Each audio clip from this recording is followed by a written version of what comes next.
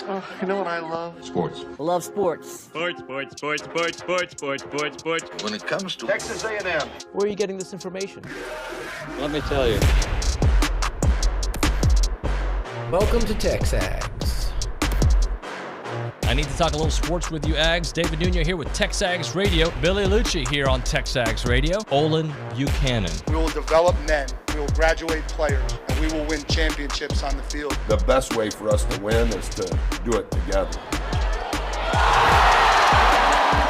Been in college baseball for a while now, but I've never experienced anything like 12th man. The other schools are like, we're freaking Texas A&M, man. Like, this one's special. The 12th man this past week was unbelievable.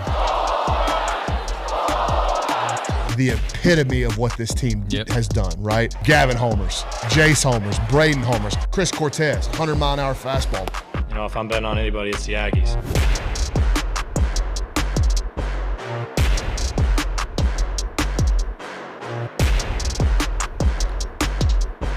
All right, let's play a game of Guess Where I Am. Welcome into TexAgs Radio, presented by David Gardner's Jewelers, Rollo Insurance Studio, The Go Hour, presented by The Warehouse at CC Creations. I am David Nuño in a live location, working behind the scenes on something. Olin Buchanan is there at the Rollo Insurance Studio in College Station. OB, good morning, buddy. Yeah, good morning. Where do you think I am? I mean, you're in Atlanta somewhere, in a hotel room in Atlanta. Nope. No? Didn't make it to Atlanta. No, really. So you're in a hotel room if you're on your way to Atlanta, then you're in a hotel room in Montgomery, Alabama. Close. Yeah. I'm going to help you out. The evil empire for the last, 15 You're years of college football. Tuscaloosa. Yes, sir. Tuscaloosa. And there are Alabama flags all over this hotel. So let me explain how I got here. We're going to talk a lot of baseball this hour. We should be joined by Bronny momentarily. But so things in my life with 4 children and a beautiful wife can never be easy, right? Right. The plan was to leave as close to 11 o'clock as possible. We did not leave until 1:20 for several reasons. Okay. Some of those out of our control. Some of it just life happens. So those 2 hours kind of pushed us back a little bit. And I drove as long as I could. So I drove, I believe, 10 hours. I don't even remember. Okay. And when we were about 20 minutes from Tuscaloosa, I told the wife, I got a show to do in the morning. Yeah. I'm tired. This is it. I'm tapping out. So we're here in Tuscaloosa. And that's the beauty of working for TexAgs, that you can take the show on the road and do it. You know, not that we'll take advantage of it too often, but you can take the show on the road. You don't have to miss life events, and you can still talk about a team hoping to get to the College World Series in Omaha here in a few days. Well, yeah, last week, now typically we don't do it this way, but last week, I was on the show from my hotel room in Destin, Florida. So, the people in charge, and like Nick, who knows how to do all kinds of things to set it up, we got competent people around here.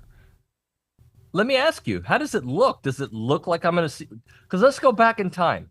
Year 1 of my time at TexAgs. Uh-huh. Okay. Yeah. We went to New York City for the NIT. Right. We were in the smallest hotel room of all time. Mm-hmm. And the view of the room, there was no banners. It was just a seedy hotel room, dark, where you could see the bed. I always make my bed perfectly, military style, unlike some others that work at TexAgs. Just kidding, OB. And it was not the best view. How does this look right now? It looks like you're in a hotel room, and I'm trying to look at the background there. Is that like it looks like there's like a picture of football players or something coming onto a. Do you see above my right shoulder? Yeah. What it says right there? Yeah, TexAgs Radio. So you brought your flags. I brought a banner. Yeah, Uh-huh. Our car was a little full. I brought a banner, and then you got this movable window here behind me. Yeah. Looks like I'm at a club in downtown New York. Yeah, and then that is, what is that, an enormous microphone right in front of you? It is it is so big, OB. It's big. It's a big show. It's a big show, buddy. So you need a big microphone. The big microphone, big personalities here on the program. We're going to break it down. I've got children in the background, halfway sleeping, wondering. I'm sure there's a dog in the hotel room next door yapping. Literally, I don't know if you can hear it. I think it stopped. So now they're going to be complaining about me. I was complaining about the dog. Now they're complaining about me. But let's talk some baseball, shall we? Well, first of all, yes, let's talk baseball. But it's like 9 o'clock where you are. No, it's not. No, you're still in the Central Time. Central Time. Yeah, okay. I was going to say they don't have any reason to complain, but yeah, you're still Central. Yeah, let's talk baseball because, 16 teams left playing. A&M's one of 8 hosts. Got a team from the Great Pacific Northwest coming in that I think most people recognize A&M's better than. So if A&M plays its game, they should be moving on to Omaha for the second time in 3 years. Should doesn't necessarily mean that you will. Right? Upsets happen. But I'm looking forward to it, and I think if excuse me, if A&M plays to its level of its ability, you can go ahead and expect to be going to Omaha. So a couple things. From an analyst perspective, from a fan perspective, I fully expect this team to make it to Omaha. That is true. That all being said, this Oregon team, I talked about this a little bit on the Luchador OB with Billy. You started investigating them. Got a really good pitching staff. They actually hit the ball pretty well for Pac-12 standards. Obviously, when you take on an SEC schedule, you expect to be battle tested because you're taking 11 teams made the tournament, so you expect for A&M to be ready for this kind of spotlight. Mm-hmm. But Oregon, one part that I think is not stated enough, their offense is pretty good in Pac-12 conditions. Coming out here to where the ball's going to jump off the bat, maybe they're ready for something. Yeah, maybe. I think the worst thing that anyone that follows A&M or anyone that plays for A&M can do is assume that because you played in a stronger league, that means you feel like it's going to be easy to beat a team from the Pac-12. Right. It's going to be easy. I think that'd be a mistake. That said, A&M played in a stronger league, and A&M stats have been accumulated against stronger competition overall than what Oregon has faced. Once that first pitch is made, does that matter for anything? Absolutely not. But I'll say this: any team with strong starting pitching has a chance to win, has a chance to beat anybody. But A&M has strong starting pitching too, especially with Prager and Sadeo. So I think A&M's going to win. I think A&M's going to win the series. I wouldn't be surprised if they won it in 2. But I think if that happens, it's going to be because they played good defense and got really strong pitching again. Because I don't, and I don't think you do too. I don't anticipate A&M going out and scoring 8, 9, 10 runs against Oregon. Now, do they have the ability to get hot and do that? Absolutely. But I think you've got to respect the pitching you're facing as well. Yeah, no doubt about that. While we're waiting for Ryan Brauninger, who has got some baseball duties on the other side, let's play 3 things we want to see, OB, and we can open it up to the listeners, the viewers at 979-693-1150, saying hello to those listening on Bryan Broadcasting's The Zone, AM 1150. Hello to CW fans. Hello, KBTXers, and, of course, TexAgs.com and YouTube.com. 979-693-1150. OB, do you want to do the 3 things, or do you want me to start it off? Well, I want to see some of the things we already talked about. I want to see strong starting pitching from Prager, from Sadeo, and whoever else pitches, right? If it comes to a third guy. Actually, I don't want to see hold that thought. Hold that thought, because I think we've got Ryan Brauninger. We can do the 3 things we want to see in a little bit. Let's go to the hotline. We are joined by Bronny. Bronny, good morning, buddy. Good morning. I apologize for being a little bit late. I actually was in the middle of writing lineups this morning out at the baseball field, and I forgot to call in. No worries, buddy. I know you're super busy. You're balancing your coaching duties, your A&M baseball duties, your recruiting duties. Let's. I want to start things off with you, Bronny, because I know you've done a deep dive into Oregon pitching-wise. They've got guys like Grayson Grinzel, who went 7 shutout innings. I think he struck out 9 in that first game of the regional. You got Kevin Sider, who went the distance. They've got guys that go a long, long way. So hoping to get to that bullpen is obviously, to me, uber important. But these are guys that can keep going. Just give me your thoughts on what you've seen from the pitching staff. Yeah, obviously very well-rounded. I don't know that there's any big dips until you start getting into the back end of the bullpen. They've got a guy in Logan Mercado who comes out of the bullpen but is like a starter in terms of the length he can give them. They've got a big arm back there. It's 96 to 100 as well. So, I just think it's a well-rounded pitching staff. I'm not going to sit here and say it's any better or different than some of the stuff that A&M has seen in the SEC, but it is well-rounded. Like you're not going to see much of a drop-off from their top guys, much like A&M's. But, that's where I think Oregon, at least as of late, has hung their hat, is on the pitching side of it. If you go back 10, 15, 12 games and look at the number of runs they've allowed, they've been really sharp on the mound. So even though we're going to get hot Bluebell Park with a south wind, runs still may be hard to come by against an Oregon Duck staff that's going to fill up the zone like they do.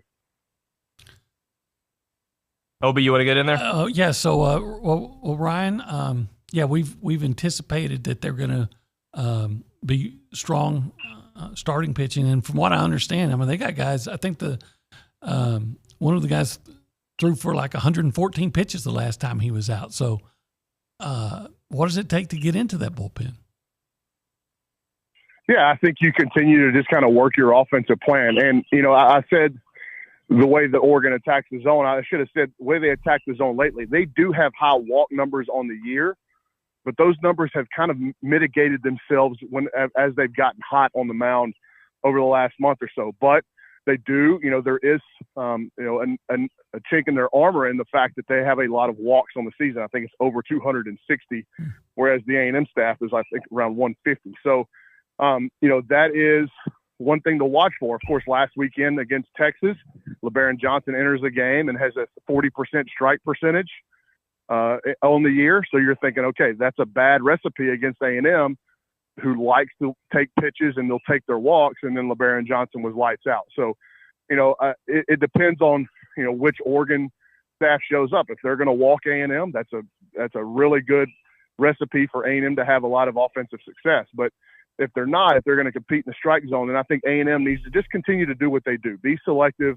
Don't be the team that swings the most. Be the team that does the most damage when they do swing. And there's a very distinct difference in that. So I think, Coach Early and the staff do such a great job of getting these kids prepared in terms of game plan, in terms of what they're going to see. But good pitching beats good hitting. And if Oregon goes out there and executes, it's going to be tough. And it's going to be just like, on the flip side, it's going to be really tough for Oregon to have offensive success if Ryan Prager is doing what we've seen Ryan Prager do. But, I think A&M, I've said this all week, the best version of A&M wins this Super Regional. I don't think there's any doubt in my mind.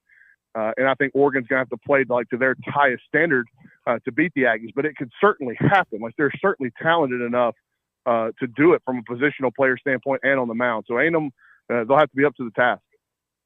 Bronny, Oregon hit just 3 home runs in their regional, but I know we can't read too much into that because this is a team that does have some offensive numbers out there, especially considering coming here or coming to College Station where it's going to be warm. How do you think that affects the way Oregon plays? There's a lot been made about the climate and the adjustment, but the ball could go off the bat pretty at a high velocity. Well, one of the talking points around the country this weekend has been, are the baseballs different in the postseason? Because the home run numbers across the country in the regional round were down. Now, if you start looking at the climates that some of these regionals were played in, they were uncharacteristic climates. We saw it in College Station, I believe. Was it Chapel Hill, where the climate was kind of unstable, the atmosphere was unstable. So we're getting kind of weird wind days across the country for these ballparks. That could have certainly played a part in it. But for Oregon, they play in a very pitcher-friendly ballpark in the Pacific Northwest where it's cold and rains a lot. So you're right, David. Being warm, while it may be something they're not accustomed to, is something that could help their big bats in the middle of their order produce louder contact. And while they do have some swing and miss in the middle of that order, I think most of their double-digit home run guys are sub 270, sub 280 hitters.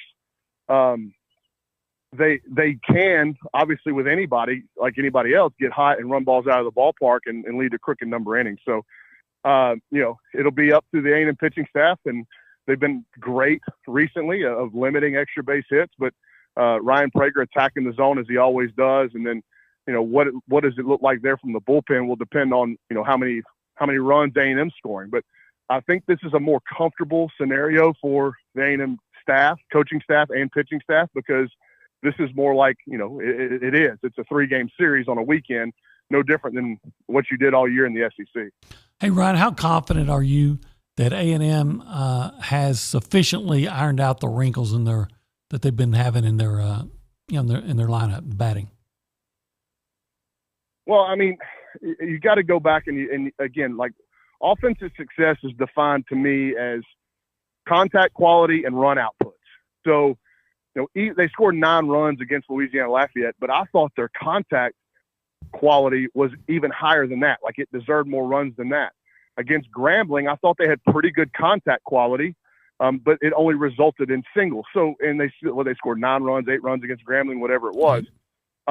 The one outlier was the Texas game when you got just sensational pitching from LeBaron Johnson and Gage Bame. Again, good pitching will always beat good hitting. We know that over hundreds of years or 100 years of baseball, we know that quality pitching beats really good hitters. So it's not about, hitting the breaking balls, the good breaking balls. Nobody hits good breaking balls. You got to hit the bad ones. So A&M punishing Oregon for their mistakes and also taking their walks. I think, maybe something I said got misconstrued over the week about A&M winning a regional last weekend with Jace Lavalette not getting an extra base hit. That was not a commentary on the quality of Jace's at-bats or the quality of what Jace has been in the batter's box. He took a ton of walks, and that's a huge part of what A&M does.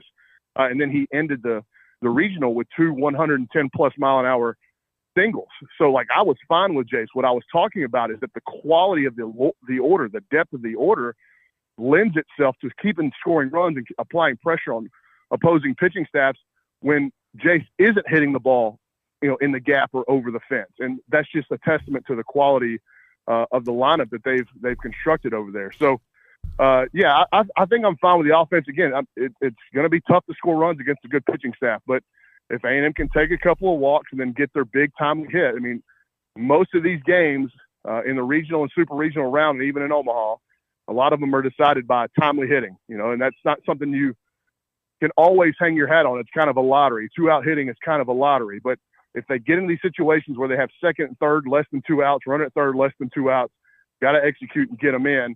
And then can you get the big timely hit like Braden Montgomery did in the regional final, where it was a 2-out, 2-strike, 3-run homer, and that was kind of the dagger for the Raging Cajuns.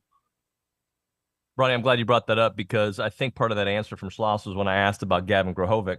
And I love the way he answers questions too, because it's the quality of the at-bats, right? Like, yeah, Gavin struck out quite a few times, but he did finish with the home run. It wasn't the home run, it was the quality of the at-bats. So tell me a little bit about what you saw offensively from Gavin and others beyond. I know you just broke down Jace to make you feel like the offense is going in that right direction. Well, you look at the Texas game too, so it was only 4 runs total, but I mean, Teddy Burton hits 2 balls to the absolute tips of the warning track, Jackson Appel as well. And, on a normal June day, those are clear homers, and it looks way different in terms of run outputs against Texas. And Hayden Schott getting going in that finale after a rough night, and the quality of contact that Gavin made to start the game. Like, I just thought I saw the offense in general start producing better at bats, more quality at bats, probably from like the 7th inning on of that Texas game throughout the end of the regional. And I'll tell you what, like, what's getting overlooked in all this is Caden Kent came off the bench and had a really quality at bat late in that Texas game. I think he ended up striking out, but he got the 2 strikes and he battled. And from there on, I thought the at bat started to get better and better and better. And then obviously in the finale, like I said, 9 runs probably doesn't do justice the quality of contact and the quality of at bats they were having. Hey, Ronnie, let me close out with this. What do you think the key to this weekend is? Give me a couple keys for A&M to move on to Omaha. Yeah, I mean, just playing their characteristic selves. Like, I don't think they need to go out and be anybody different. There's going to be times where they're going to be challenged this weekend. I don't think there's any question about that. Oregon is a quality club with quality athletes and quality players. They've recruited really well up there. But A&M is the more talented team. Now, it's not about the best team. It's about the team that plays the best. So A&M just going in and being comfortable in their home atmosphere and not making it too much of them, making too much out of the situation. And if they do that, if they can control their own heart rate and their own mind, I think they're going to be in a good spot. Ronnie, great stuff, man. Enjoy the game, and we'll talk to you here on Monday. Thank you. All right, Ryan Brauninger. OB will come back with We'll go around the room and say hello to the people. We haven't done that yet. We'll get the three things we want to see. I got a football thing to get into, so that's coming back here in a moment. Right now, though, a moment for the Association of Former Students. If your organization or business is looking for an opportunity to engage with other Aggies, then you need to look at the Association of Former Students. They bring Aggies of all ages together during events held throughout the year. Marquee events like Aggie Ring Day, All Aggie Hullabaloo Gathering, they all welcome tens of thousands of guests. And there are many sponsorship and vendor opportunities available to get your in front of those attendees. All events offer a wide variety of both digital and in-person options to promote your brand. And these options include title sponsorship, naming, on-site presence, activation, recognition, and social media posts, and much, much more. There's also advertising opportunities in the Texas Aggie Magazine and the Aggie News newsletter, which are seen by over 230,000 people. So if your business is ready to engage with other Aggies, choose a partner with the organization that's been supporting the Aggie Network for over 140 years. For more information on options available through the association, please please email sponsorships@aggienetwork.com. That is sponsorships@aggienetwork.com. It is the Association of Former Students.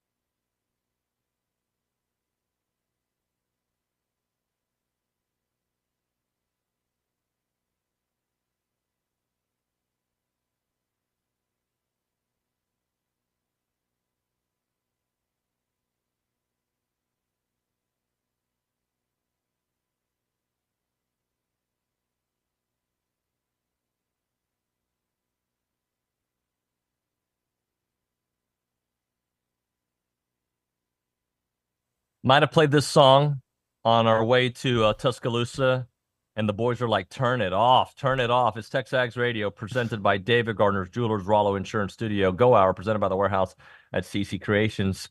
Come on, Steve Perry's a legend, OB. Did you tell him to, don't stop believing that we're going to make it all the way to Atlanta? Yeah, I did tell them that. They thought it was a dad joke, and I said, no, it's more like a grandpa joke. Well, that's why I made it. That's a good car jam, I have to say. Don't Stop Believing is like on the top 10 list of songs you should play in the car. Oh, okay. You don't agree with me on that? All right. I've never ranked my top 10 songs of That's like the driving. Classic car karaoke song. Oh, okay. When you have a group, like everyone knows it. Everyone's gonna, I don't know. Okay. Maybe personal opinion, but no, I'm not saying you're wrong. David, your thoughts on that? I'm just saying I haven't compiled a top 10 list of. You don't have like a karaoke playlist, Ovi? I don't do karaoke. You do. I don't do karaoke. I've done karaoke once in my life, and I got booed off stage. I did karaoke once at my brother's 40th, I think. Oh my God, I hate it because I don't drink. It's like you have to drink to enjoy karaoke. What song did you do though? Some rap song, I'm sure. I don't even remember. I did. It had to be a rap song. I was in Houston. I did I Am Woman and made fun of some. And then we did, this was terrible. We did, I guess, two, because I was with a couple of guys, and we sang Girls Just Want to Have Fun, but we were making fun of, I'll just say we were changing the lyrics. Interesting. By the way, everybody, I don't know if everybody knows, OB forgot, this is TexAgs Radio. We are presented by David Gardner's Jewelers in the Rollo Insurance Studio. Go Hour, presented by the Warehouse at CC Creations. We're about to do Around Aggieland, but a couple messages I wanted to read out loud. One of these is from Your Talus on the YouTube page. Says, Nuño's been kidnapped, trying to cover it up because it looks like I'm in a seedy hotel room. There's no doubt about that. Kidnapped by the family for a good time for soccer all weekend long. There was another one that came in. Let's see, where'd it go? Here it is from a 214 number. Husband and I were driving home from vacay in the Outer Banks one fall. I had fallen asleep in the car, and the husband woke me up because he wanted to stop for food. I was dressed up in Aggie stuff because I'm an Aggie. He pulled into a Waffle House that had every window painted and roll tide stuff. I was given the full stink eye by everyone in that place. Hub set me up for disaster. It's happened to me too. I had my Aggie baseball shirt on yesterday as well. All right, let's do this. I would just say, please don't poison my trees. Let's do Around Aggieland, presented by Normandy State Bank. Normandy State Bank, rock solid banking. Website, normandystatebank.com. Kay, do you understand that joke by OB? Which one? Don't poison my trees. Poison my trees. Don't poison my trees, Alabama fans. Please don't. Oh. There's a reason behind that. Is it Harvey Updike? Yeah, OB, your good friend? That was his name, Harvey Updike. I don't think this is going over my head. Please elaborate. He poisoned the Auburn trees after they lost. Oh, gotcha. It's a big story. Okay. And then he admitted it on Feinbaum and got arrested and did some time. Nice. he bragged about it on Feinbaum, if I remember correctly. Yeah, he did. Right? That's not a good thing to He did. About. What a buffoon. And then he got taken away? He eventually got arrested and did some time. Wow. Because he admitted this on Feinbaum. Yeah, and then he tried to say he didn't or he didn't do it. I was just kidding. I was just kidding, but he was the only person that knew that the trees had been poisoned. Wow. That's but I didn't mean it was somebody else. Yeah. So anyway. All right. Okay, let's do Around Aggieland, shall we? Yes, let's get to it. I'm going to start off with some soccer because we will have soccer played this weekend at Kyle Field. It's going to be very exciting as Mexico and Brazil will play an international friendly game on Saturday evening in Aggieland. That will start at 7:30 p.m. Matthew Dawson will have some coverage of that for us, and I think he's really excited about that. Additionally, on the Aggie soccer front, I know wait. I've got a comment on this. Go ahead. I've got to comment. Have you seen some of the players that are expected to play in this game? I know OB is a huge Real Madrid fan. Vinny Jr. Hendrick. Vinny Jr. His dad's not going to be there either. He's the equivalent of the MVP of international soccer. I just wanted to know if Vinny Sr. was going to make it too. Vinny Sr. might be there. Hendrick, he just goes by one game. Rodrigo just goes by one name. And Militao. All Just from goes by Brazil. one name? No, he's got a first name. Oh. Okay. All right. Go ahead, Kay. Anyways, on the Aggie soccer front, I know we had G. Guerreri in here. He just goes by one initial. He doesn't even need one name, just one initial. That's kind of cool. See, that's what level I'm trying to get to is just K. Well, that's why I already said K. GK, but he actually has the one.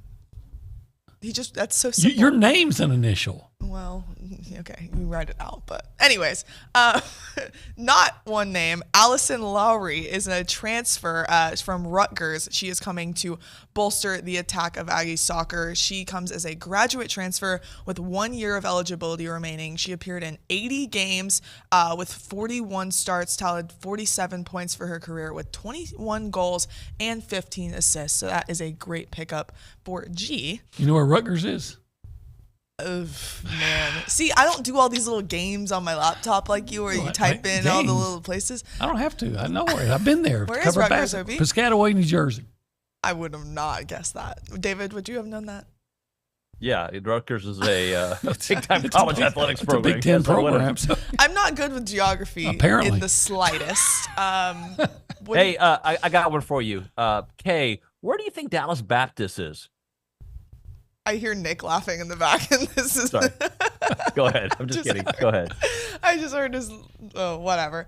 Anyways, on the baseball front, we will also have a lot of baseball in town this weekend as Texas A&M will open their Super Regional on Saturday afternoon, hosting the Oregon Ducks with a trip to Omaha up for grabs. Saturday, 1 p.m. That will be on ESPN2. If you aren't able to make it out, and then Sunday 6:30 p.m. ESPN2 as well. Hopefully they can clinch on Sunday night. That would be awesome. I'm looking for two games and out. You going to be quacking in the stands? I'm going to be duck hunting. I am going to be at the games as a fan, enjoying it, thanks to my friend Jack. So looking forward to it. Awesome. Also, additional news, Evan Aschenbeck this week was named one of the top 10 finalists for the National Collegiate Baseball Writers Association Stopper of the Year Award, which recognized the top relief pitcher in NCAA Division I baseball. I believe that only of the 10 on the list, only 2 are still currently playing, Evan Aschenbeck being one of them. I'm surprised my nickname for him, Awesomebeck, hasn't caught on. Awesomebeck? Awesomebeck. That's another shirt. OB, another shirt idea. That is another shirt. And just to run through his stats, in 26 appearances, he has a 6-1 record, a 1.64 ERA, .83 WHIP, which both lead the nation, and then an SEC best 7 saves. He's been absolutely awesome Beck, if you will. There you go. This past year. Now Nick's way to jump on the bandwagon, I can't win with him. I just really can't.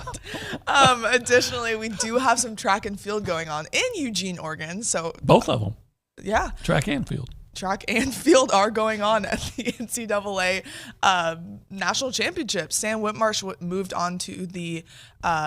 past from the semifinals after he was the fastest qualifier in the 800 meter. Additionally, had a lot of second team All-America honors. Javon O'Brien, Caden Norris, Sam Hankins, the women's 4x1 relay, Samara Killebrew, Jamisha Arnold. They all, like I said, second team All-America honors, and then competition will continue the next couple days. I believe you can watch that on SC Network Plus if you want to see what Pat Henry and co are doing. Additionally, men's golf, Pishak Maistan and Daniel Rodriguez garnered Ping Division I All-America team recognition from the Golf Coaches Association of America. So a lot of recognition for Aggies and also a lot of events going around Aggieland. It's been a strong spring. It has been, for sure. Great job, Kay. Appreciate you. Thank you very much.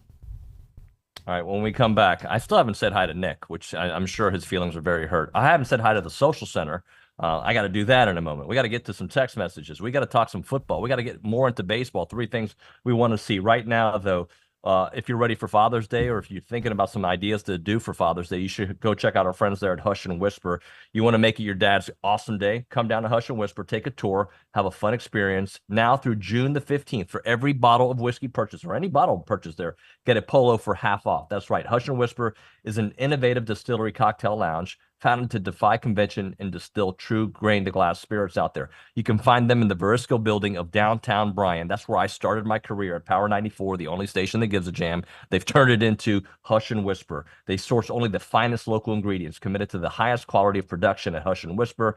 They want to share more than an exceptionally crafted spirit. They're creating an experience out there. When you go there, reserve a tour and a tasting, or maybe just a tasting. You can book an event. You can have a meeting there, a celebration, a team building event, buy a bottle, or experience it at home. Gin, vodka, white whiskey bottles, all for sale.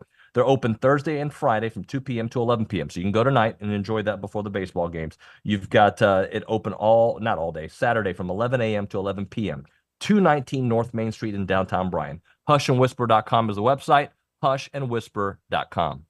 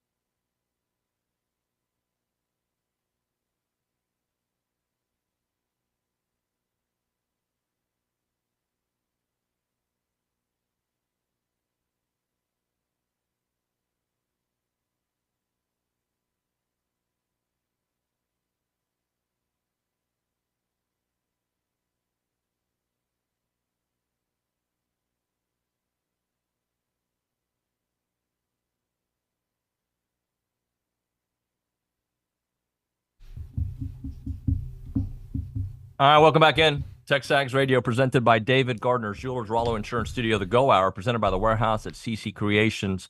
Maroon never looked so good with Maroon U. David Nuño live in Tuscaloosa because I'm traveling.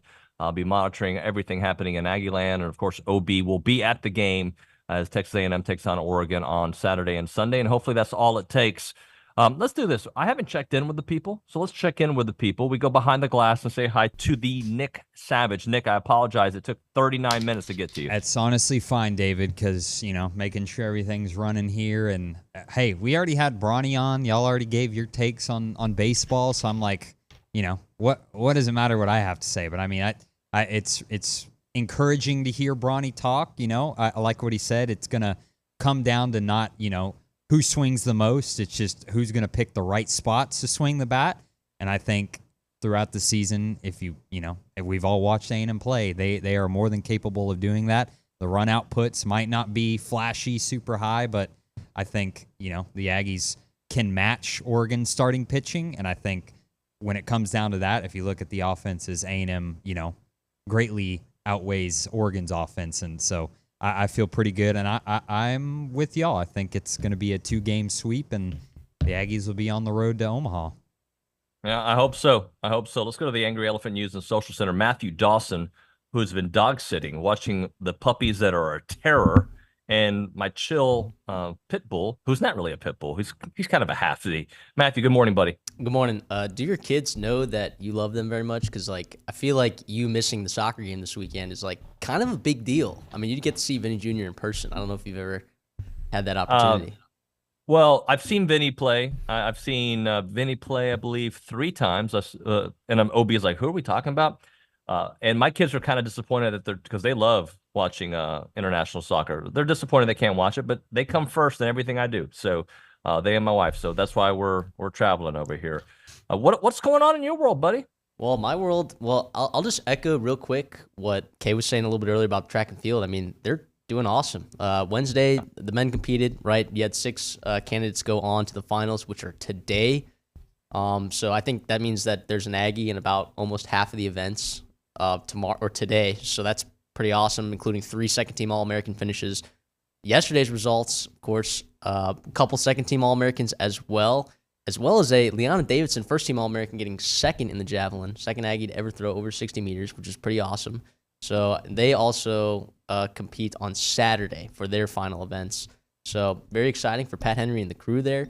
I did want to talk a little bit about... Hey, Matthew, real quick. Sure. Mathematically, do both teams have a chance for a national championship still, or is it more the men at the moment?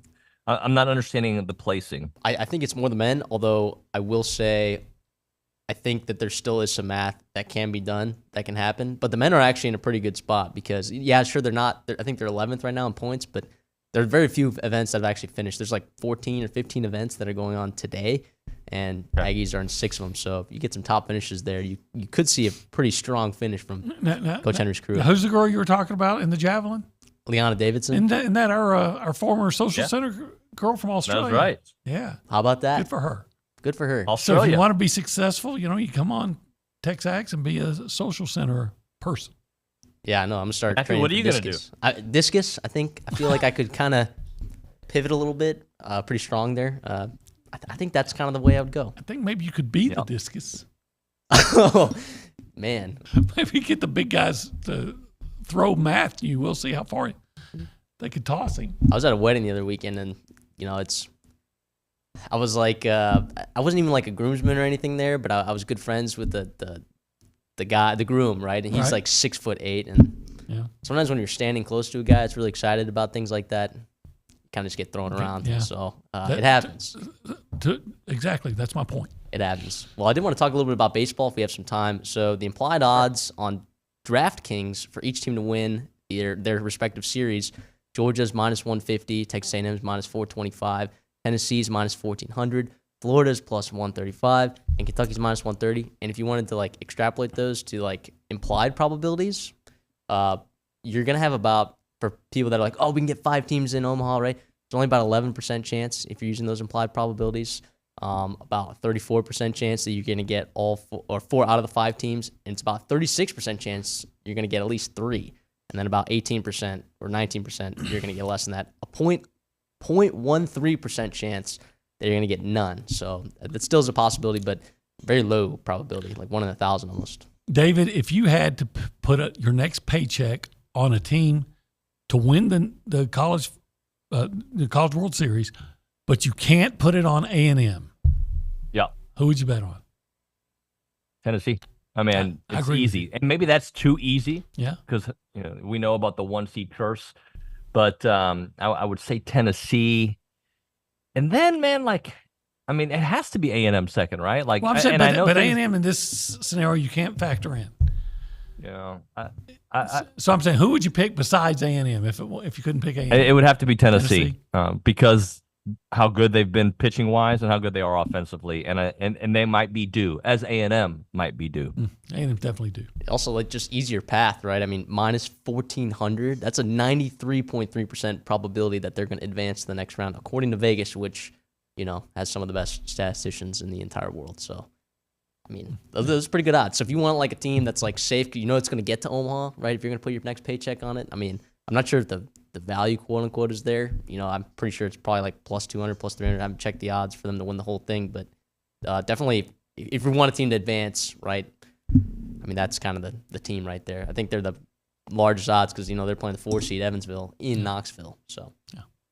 Matthew, could you do me a favor and read Jerry's text? I'd like for OB and I to chew on it for a little bit. Jerry's text. Yep, let me pull it up right here. Oh, I actually saw this. I disagree about good pitching beats good hitting every time. I've seen examples, Nolan Ryan, Justin Verlander, all pitch a great game and get beat 1 or 2 to nothing. So the hitting is what won the game anyway. Well, if it's 1 or 2 to nothing, I'm saying the pitching won it for you. Yeah, well, the other team, too, like pitching on both sides. So, right. so Verlander didn't win. I will say this, though. How many times have you gone to a game, to his point, I think his example was wrong. But I think how many times you've gone to a game and think, oh, it's going to be this pitcher's duel, and then it turns out to be a slugfest. Doesn't happen a lot, but it happens. It's not uncommon. Well, it took great pitching for it to be a 1-0 game or a 2-0 game, right? So good pitching did win because if you have a great offense and they neutralize, and by the way, in baseball, there's always going to be the team with the most offense wins, right? Every time. Yeah, it doesn't have to be a shutout for it to be good pitching. Right, exactly. But also, like, no matter what, the offense wins over the defense because you have to score a run to win. So it's always the offense that wins, theoretically. But I think good pitching can neutralize a hot-hitting team. It can, but like I said, sometimes, and maybe this will be the week, you know, you're expecting a real low-scoring game, and it might be one of those games where, hey, one pitcher or both pitchers just don't have their best stuff that day, and it turns out to be it may be 8-7. I wouldn't bet on that if they offered the over/under for baseball, and I don't know that they do, but if they did and they said, hey, the under is 4 runs. Or, you know, the line's 4. I may take the under this week or in the next game. Mr. Baseball texted me directly, and he's like, nah, ridiculous examples. So, look, the bottom line is... Is that Ryan, Mr. Baseball? No, you're not Mr. Baseball. You're Mr... I said Ryan. Oh, not that Mr. Baseball, a different Mr. His actual name is Mr. Oh, Mr. Baseball. Last name is Baseball, yeah. Mr. Baseball Vargas.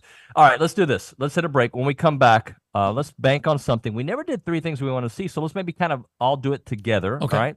And we'll get through some of these last text messages. Right now, Milliken Reserve Time, farm-to-table community in College Station. They got homes. They got farms. They got wide open spaces with a mission to build a healthy community around nature, and they've done that right there in between Navasota, College Station, right there. You'll see it on Highway 6. You'll see it on Welborn, either way you're going. It's just an awesome place to go hang out, enjoy nature, enjoy your family time. Go out there for the hiking, the biking, the fishing, the trails, the horseback riding, you name it. It is a beautiful place with 2,600 acres of open space, 30 miles of trails and homes. They've got beautiful farms out there, and an extensive network of trails throughout a wooded landscape that includes walking and equestrian paths, creeks and ponds, and gathering areas, committed to maintaining and restoring that natural habitat. They've got awesome neighborhoods out there. You've got the creek, homes on 10-plus acre wooded estates. You got the hollow that are in a private gated community. You got the meadows that are responsive to their natural surroundings. You can learn more at millikenreserve.com. That website is millikenreserve.com.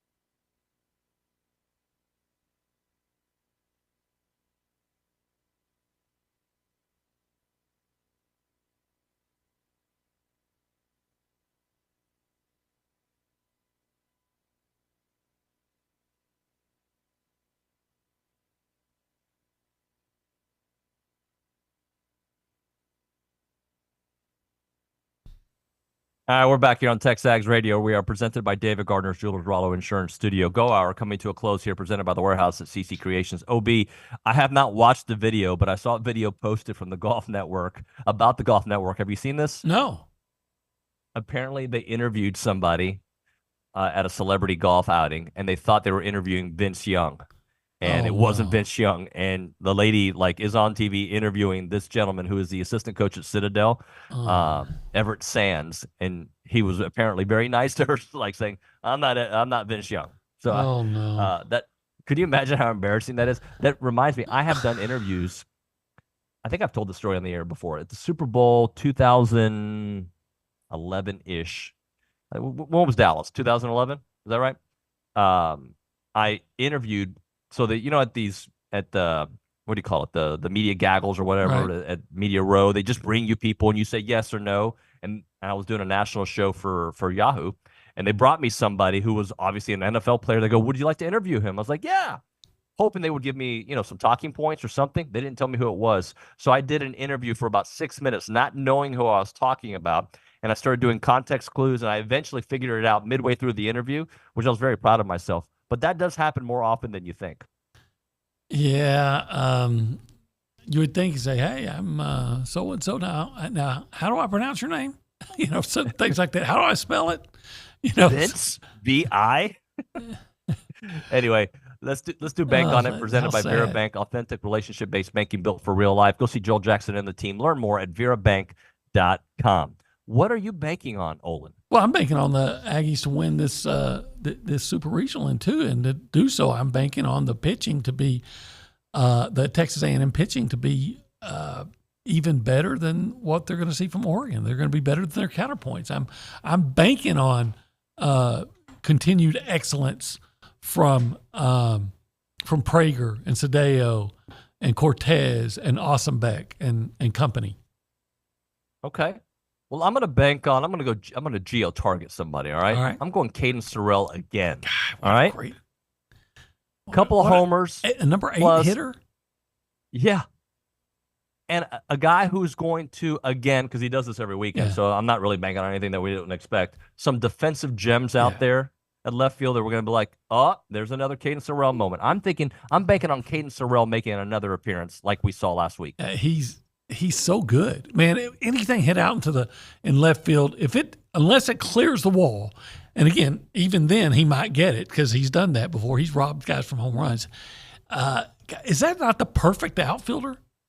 Yeah, or perfect left fielder because you got about a perfect right fielder as well.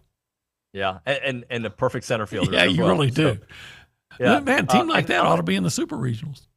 You know how Ryan Prager has matched the energy and the pitching efficiency of the last couple of opponents he's gone against, right? Here's what I say about that. He's not going to do it this time. No, he's going to be better. He's going to be better, and I'm hoping, I'm not saying I'm banking on it, but I'm banking on the Oregon starting pitcher on Saturday at 1 o'clock to not be as good as Prager. So where Prager's just going to be elite, and I'm banking on a lot of pitches and getting him that starting pitcher out before the 3rd or 4th inning. Hey, I want to see home runs. I want to see bats hitting with guys on, and I want to see the A&M batters be real patient to make that guy throw a lot of pitches in that 95-degree heat with the humidity. 100% OB. You excited about this weekend? Absolutely. I'm looking forward to it. Again, I get to go as a fan, and I'm going to be screaming my head off. Yeah. All right. Good stuff, man. Thank you very much, buddy. I appreciate you. Bet. All right. When we come back on TexAgs Radio, 2 baseball guys on 1 show. That's coming up next. Richard, Zane, Scott, Clendenin. Bronny is working in the morning, so he's got some other duties. So we'll get these 2 guys. We had Bronny on earlier. You can go back and listen to it. That and more. It's TexAgs Radio presented by David Gardner's Jewelers.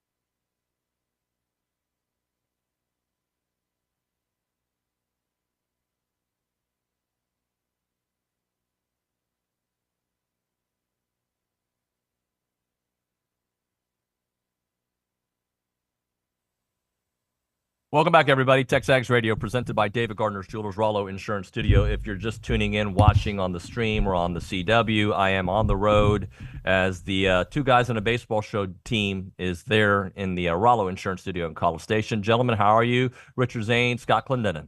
I'm good, David. That's like some really warm light you've got going on in that hotel room. Where are you at? Tuscaloosa, Alabama. What a place. I've never been. It's an interesting place, to say the least. So let me tell you the scenario I have here. So I started setting up the show with everybody sleeping in the background. I've got Annalise sleeping on one bed, Cruz on the other bed, and the rest of the family getting breakfast. So that's the kind of situation I have here in my fake studio. I am like those two kids of yours. The two of the four that are still in bed trying to sleep, that's me on any sort of Zane family trip. I'm the last one out of bed, last one to get ready for the day. I drive my father absolutely insane because I feel like he feels like I'm making him late. But I vibe with those two kids. Did you know they're playing football here tomorrow? People keep telling me, and people are like, how are you not going? Like, I'm like the chief soccer football expert in the Brazos Valley. That is Coach G. I'm third in command. I would agree with that. G is number one. Third, maybe. I think like fourth or fifth. But you are the chief Vinicius Jr. fan in the city, so that's why I'm so surprised you're not going to be here to see him. Well, I think. Oh, no. Oh, no, we lost him. Oh, no. He's frozen. Nick, we've lost Nuño. That's all right. But, yeah, it should be a fun Saturday tomorrow, for sure. A&M baseball, 1 o'clock. That's where all of our attention's going to be. And then the first international soccer game ever at the historic Kyle Field 7:30 kickoff. It should be a fun, busy, traffic-packed day in and around Bryan-College Station, Scotty. Yeah, and I think that all the worries about when they were going to play and all that kind of stuff, it all worked out for the best. You'll have the Ducks playing in the heat of the day, which is definitely an advantage for the Aggie baseball team. And I think that, it sets up for a great weekend. So, and also, even though it's not official, I think setting up for the winner of this side of the bracket, the winner of this side of the bracket to probably start in Omaha on the Saturday is something that is pretty much known now. Yeah, and I think that works well for all the fans. From all these teams, that it's a little bit easier to get there with the new format to get to those Saturday games than it is the Fridays. And so for everybody out there listening, the official bracket for the Men's College World Series and which matchups play where hasn't been announced, and I don't think it will be announced until Monday. But on A&M side of the bracket, the three other Super Regionals that are also starting on Saturday are on A&M side of the bracket. So it would make sense that those four teams start Saturday versus Friday next week in Omaha.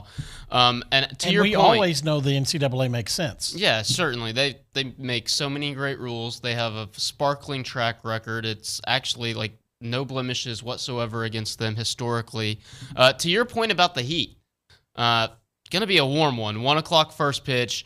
Bronny noted on Sunday when Texas A&M won its regional, and Oregon won its regional that day too, that night in Eugene, Oregon, it was 56 degrees. Yeah, that's a little bit different. Yeah. Even though playing in beautiful Santa Barbara, California, it still wasn't like the heat and the cooker. And the humidity. And in front of 1,000 fans at Santa Barbara. About 1,100 was their top crowd there. So you can multiply that by 10 this weekend. There's going to be cooking on the playing surface and cooking coming from the stands down on to that ball club. Nuño, what's the weather like in T-Town? 91 degrees. It's pretty warm. Pretty warm. Pretty Guys, warm. Pretty good. Hey, so sorry about the technical difficulty a moment ago. Let me ask you this. Did the Texas game in particular, or maybe just the entire regional, teach you something you didn't know about this team? Was there something that like you kind of, because I mean, after a full season, you feel like you know this team, but there's some new levels potentially that you learned, Scotty? Well, I think that we learned that getting out of the routine during the season when they had to bounce back and forth between Thursday and Friday is something that they had been prepared to do. The question marks about going out early in the conference tournament and then having to turn around and then wait to play, and then you have guys that haven't seen the field in a long time, all those kind of things. I don't think I learned anything new about the coaching staff. I learned how this group of players would respond to that. They did use the time to get fresh. They used the time to get better. And, I think that you saw as that regional went along against live pitching, not against your own guys, they started to look like themselves again. And I would think that against the best pitching that was at this regional besides A&M's in Louisiana, that the A&M offense fixed itself in Game 3. Now, can you carry that forward against Oregon in the Super Regionals is the question, Richard. I think the fact that they got rest, the concern about the delay can now be put to rest, right? No pun intended. Yeah. That obviously didn't impact them at all. That was great to see. And then the other thing I think I learned is when the games matter most, and I think we saw this in the final weekend against Arkansas in that series opener, is they can find ways to win that might sometimes be unconventional, right? We've seen this team blow the doors off a number of clubs this year, whether it be run-ruling Vanderbilt or taking out Georgia in that offense, who's also playing in a super regional, stuff like that. But very rarely had we seen them have success in 1 or 2 run ball games. Now, I know they'd done it at different points during the year, but it was really great to see them win that Saturday game in a night that it really felt like things weren't going their way. Once A&M tied it up in the 8th, it felt like A&M was playing on borrowed time. It just always felt like Texas was going to get the big hit. And thanks to Evan Aschenbeck, they never did. And A&M found the way to win the ballgame. Well, and I think that, I pretty much understand the confidence that Coach Schloss has about putting Aschenbeck in a ball game at any point in time. Mm-hmm. Talked about that in the post game. But I also think that even though A&M has won games twice without hitting a home run this year, you always knew they could win games without hitting home runs. Yes. That was not ever really a question. It was just an interesting footnote because they've hit so many home runs. And I think that is one of those things that you look at and say, can you do it? Can you do it when it's... What are the 2 times they've won a game without a home run? I'd have to go back and look again. I think I can count. Oh, no, they won that. There was a 4-2 game. And they beat Arkansas without a base hit. They beat Grambling without a base hit. And then there's extra something base else. hit, yeah. Oh, without an extra No, base I'm saying without a home run. Without a home run. Yeah. Yeah, but they did it without a home run against Arkansas and Grambling. So. It's just one of those things. Now, when you're a record-setting home run team, yes, you're going to hit home runs in most of your games. That's how you break that record. So I just think that, their ability to win in different ways is the strength of this team. And I think that should provide A&M fans and coaches and players alike a lot of confidence this weekend because Oregon, they're here because of their pitching staff. At least they're here because of their pitching staff last weekend. So if you have to get into some close ball games where the pitching dominates, A&M has shown that they can win those ball games. So it might be a 1-run, 2-run game late, but shouldn't worry the Aggie fans because A&M's shown they can pull it off. Well, and I think that a lot like A&M, you look at the conference tournament, and the 2 losses on Wednesday and Thursday were not. They used one of their regular starters in those games. They didn't use their regular starting rotation like they did in winning the 3 games in the Santa Barbara Regional. So once again, they got themselves back in rhythm. Mm-hmm. They won with some pitching. And really, since they lost the first 2 games of the Oregon State series back in the end of April, they've been a lot like the teams that have advanced. Even if you lost in the conference tournament, in their tournament play and Pac-12 tournament play, they were very good, and they won those series.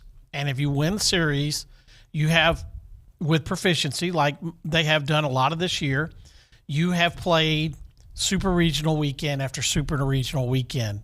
That is what you've prepared for in playing 2 out of 3. And, they have done a really good job of winning those series. That's the reason why they went 19-11 in conference play. They had a team that could go win 2 out of 3 on the weekend. That's where they're going to have their confidence coming to College Station to play the Aggies. Guys, and we'll start off with Richard, from an A&M perspective, let's go back and forth on this. What excites you about this matchup with Oregon, and maybe what concerns do you have with this matchup against Oregon?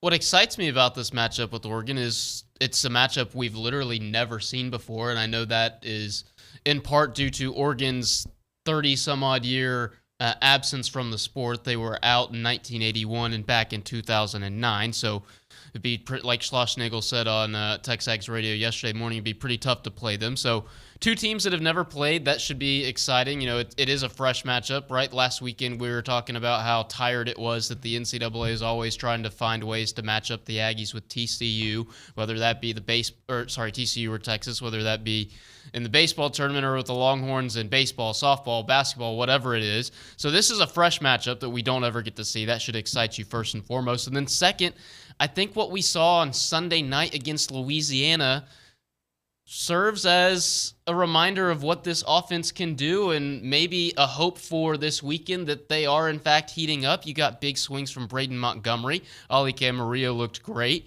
Caden Sorrell had 2 home runs on the weekend. He's been fantastic. Gavin Grahovic's been hitting baseballs really hard all over the place. Not much to show for it statistically, but then he gets the home run in the 9th inning against the Raging Cajuns. Jace Lavalette didn't have a base hit in that win, didn't have an extra base hit in the weekend, but he worked 3 walks in the regional final victory, 8 on the weekend.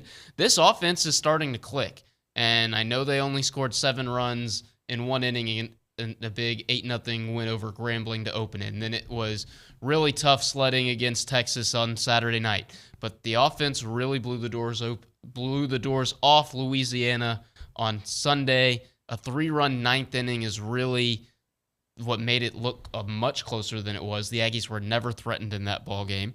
And then what concerns me is that, it's 1 weekend for your entire season, and now A&M's played well in best 2 of 3 series all year long. They've got the pitching to do it and to win a best of 3 series rather easily. But guys can have bad days, and you just don't want those bad days to happen on the biggest stage. Well, and I think that's one of the reasons why Coach Schlossnagel is, campaigning for the 2 out of 3 format, is because even though you can have a bad game, a bad day, if you're a team that wins series normally, then you feel good about going out and winning a series as opposed to, playing the format where you could get to, Monday and you've got to play 5-6 games in a short compressed time period. What I liked about the A&M team this last week, and what I think is a big key, is they played great defense because they were back at their place. It was immaculate. Hoover gets chewed up a little bit, and they do a great job, but there's so many games played there. We know that the field at Baton Rouge is terrible. The playing surface had an effect in that game. I think when A&M got back on their field and back at a field that is at the level that, the College World Series is played at, the defense got a lot better. Some of those things that that were causing problems defensively went away pretty quickly because you're gonna get a true bounce, and true bounces lead to good throws. I also really like the fact that Caden Kent came in and did some stuff defensively when he came in at second base. That I know a lot of people were like, well, okay, here's Kent. The door's opened up for Kent. He's going to be the second baseman. No. The door opened up for Kent, and whether he plays first, second, short, or third at any point in time as this season goes along, he raised his defense instantly, and there was no drop-off. Yes. So that is the super utility guy that we're talking about you need at this point in time of the year. When you talked with Coach yesterday about, Ted Burton came out at the end of the game because they just wanted to give him a couple innings off. Who's the guy they're going to? Kent. They're going to Kent. So he is playing offensively and defensively at a level that gives you that super sub that can help you at so many different places. And it's not affecting him if he doesn't play in a bunch of those ball games. And I thought that was a big key for this team going forward, is to have confidence with whoever they go to in the pitching staff or defensively or offensively, they have confidence that the guys that they put in are going to perform at the level they expect. And that's all they want is that consistency, and they're getting that right now. Guys, Scott, you start us off here. This is a two-part question, okay? Is weather, heat, humidity, all that overblown when it comes to Oregon? And then if Matthew Dawson can read the text message there from PG Ag and King Oaks, because he offers a little bit of perspective there on what it might mean for Oregon, at least from the other side. Matthew? Yeah, PG Ag and King Oaks says, I think it's important to remember that their pitchers' ERAs are also influenced by that big park that likely holds down home runs. I don't know how much bigger it is, though, than Blue Belt. I think it's 325 to left and 335 to right. So I think it might be – Bronny was talking about the weather being bigger, possibly being a bigger impact in this game. Well, I think that, you know, it's not like they're not going to get a chance to acclimate themselves a little bit to the heat. They're able to practice in it. But I also think that park factor, you know, it's one of the things I look at. That's why when you had games at, you know, at Hoover, you're expecting the runs to be down because of how big the park is. But some days you get that wind blowing out and it plays, you know, smaller. You have the same thing that happens at LSU and at Ole Miss, where you look up at that, you know, you look at Georgia and you're like, they're saying that's 385 to center field, or Alabama. I think you're going to have true conditions this week. You're going to have the conditions that A&M expects. I don't think they're going to melt because they're playing in heat, but I do think it is something you have to adjust to, and A&M is not going to have to make that adjustment, whereas Oregon does have to adjust to the weather. And, you know, would it be a big factor? Maybe not, but at this level, 5 or 10% off your game because of something that's an external factor would be huge for the other team. Bronny talking about weather reminds me of last year when he was talking about the marine layer in Palo Alto. Yeah. Despite it being so far inland that it doesn't truly affect the flight of the ball. Yeah. Yeah. So yes, weather's going to have an impact, right? If they're not going to melt, but like Scott said, they're going to adjust it. It's part of the reason why they got out and practiced in the heat of the day yesterday at A&M Consolidated High School. They're not stupid. They're doing everything they can to prepare for the weather conditions, but it is an advantage for A&M because they're used to it, right? I mean, they've been playing in it all year long. They've been playing in the Texas heat since it got here a couple months ago, so they're ready to go from that perspective. As far as the ballpark in Eugene, Oregon versus the ballpark in Bryan-College Station, Texas, the dimensions look kind of similar. 335 to left, 325 to right, 400 to dead center field. But at the same time, I don't know how the air impacts the flight of the ball there versus here, right? Because you could have a park that's the same dimensions sitting in Denver, Colorado, and the ball just takes off. So I've never been there, never seen it, never seen the way the ball flies there. I don't know how much the ERAs are affected by that. So I guess I can't really answer PG Ag and King Oaks question there, but I would think certainly that the weather's going to have an impact. I think that the Pac-12 not being as offensive as it has been recently probably has more to do with the numbers that you get from Oregon as far as what their season went. When I look at that's all games. Hang on a second here. I do have their Pac-12 conference stats. Okay, in conference games, their ERA was 4.61, and they hit 247. So that's in 30 games. You hit 247 against the best part of your season, the teams that you're going to play all the way. That's why Coach Schloss looks at what his guys do in SEC play after they've played 20 games in it, and that's what I think my team really is, because that you're not running into midweek pitching then to inflate your numbers. So a 4.61 ERA and a 247 batting average, if they come into this regional and replicate those stats against the Aggies, that's an advantage for Texas A&M. So what was the ERA? 4.61. A&M's against the SEC? Yes. 4.72. Yeah. That's the best baseball conference in the country. A&M's average against the best baseball conference in the country, which features guys like Hagen Smith and Gage Jump and Cal Stevens and you name it.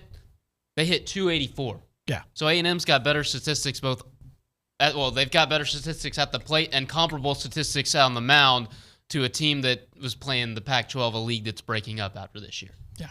So, Guys, I asked Mr. Google about how long it takes. I knew the answer, but I just wanted to double check how long it takes to get yourself acclimated to the weather when it's hot and it's humid. And it says 7 to 14 days. Obviously, they don't have 7 to 14 days to get acclimated, but that is, I think, for more normal human beings, not fine-tuned athletes, but just something to think about. 1 or 2 days doesn't necessarily get you completely acclimated. You kind of get used to it, but I don't think your body certainly is at the most peak level if you haven't trained in that environment for a long time. So just something to think about. We'll hit a break here. We'll come back with a lot more with two guys on a baseball show. Right now, though, we're talking about your car wash tradition, the friendliest staff and a personal touch there at Aggieland Express Car Wash. You've got the very first green car wash. They recycle 100% of their water, and they've got 2 awesome locations. You know about the original one in South College Station on William D. Fitch behind the Shipleys there. But the new location, 2528 Texas Avenue South in College Station, right across from the Planet Fitness. Both Aggieland car washes have all the services you really want. They got varying wash options. They got free vacuums. They got towels for you to use. Unlimited monthly membership packages starting as low as $19.95. But here's the thing. If you go to that brand new location on Texas Avenue, they've got the full service wash there, the newest full service wash in town, where you can choose any of their options. They've got a great team that will help take care of you, cleaning, drying, vacuuming, Armor All interior, all completely covered area so that your car stays cool while they make it sparkle and shine. And for a limited time, and I'm talking limited time, they're inviting you to try that full service option for half price. It's normally $40, right? But you get it for half the price at $20 off. So tell them you get it for $20, $20 off. So right now, caller number 1, 979-693-1150. We're going to get you a free car wash from that location there, a $40 value for $20. Call right now, 979-693-1150. It's Aggieland Express Car Wash.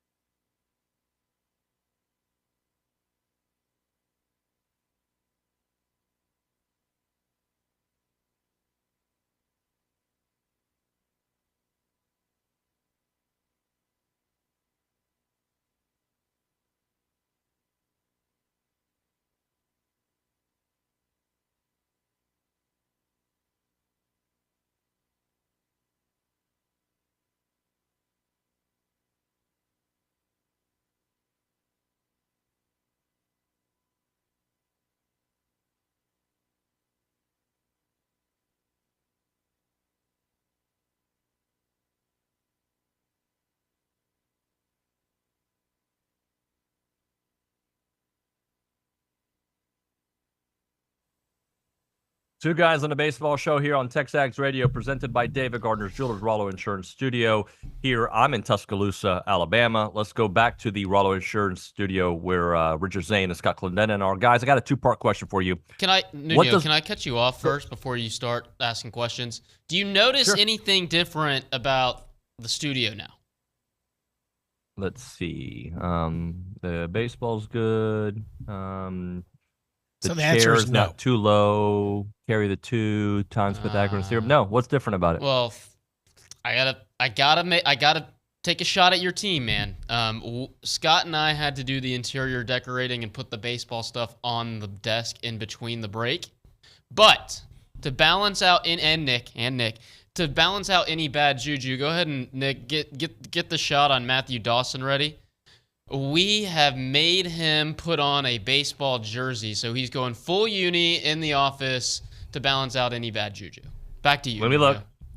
Let me look at him. How do you show I him? can't see him. Oh, you can't see him? He's got the baseball jersey. That's a real on, bummer. It's a like a little leaguer. Yeah, pretty much. Yeah, I don't look like a square though, as Scott was saying that I should be. If I was wearing this jersey, I should look like it's got a number bit broader. 40 on it. And It's got 40, not 17. Matt Yangle. Oh, okay. Yeah. And I was like, when he had it on in a certain way, and I said, if you wore it like that all the time, you'd remind me. What a of call the clothes to hanger. Matt Yangle. Yeah. Didn't have that on my bingo card. Nuño, back to you. Tommy No Neck over there. Appreciate that. Let me know how the T-ball tournament goes, Matthew. All right, so here it is. Level of why did my voice crack there? Like I'm 12. It's a communication breakdown like Zeppelin we heard leading into you. It happens. So the level of competition that A&M has faced, what does it tell you heading into this? And then conversely, the level of competition that Oregon has faced, what does it tell you? Scotty, start us off. Well, I think that you saw 2 seeds in this tournament, gerrymandered Longhorn team, and a Louisiana team that was seeded appropriately. They were better than Texas, but Texas was probably a 2 seed somewhere else. I think that Santa Barbara was overseeded a little bit, but I thought there was a West Coast overseeding that was going on to try to get those teams to host. It would probably be better if the NCAA went back to 2s being host if you're going to regionally balance the tournament. I don't know if they'll do that anymore, but they could have had 1s go out and play at Oregon if they're the 2, or Santa Barbara or Arizona if you want to balance the tournament so the West Coast teams don't have to fly all the way across the United States if it's a region of the country that's all 2 seeds. So besides that, they've split with the better teams. I don't put much stock into how they played against Oklahoma, Baylor, and Texas Tech on the opening weekend, because Oklahoma they beat was a lot better at the end of the year. Baylor they beat was not very good all year, and Texas Tech was ranked at the beginning of the year, and they turned out to not be very good at all. So I think that the battle-hardened team is Texas A&M, not Oregon. And I think that is a benefit to the league you play in.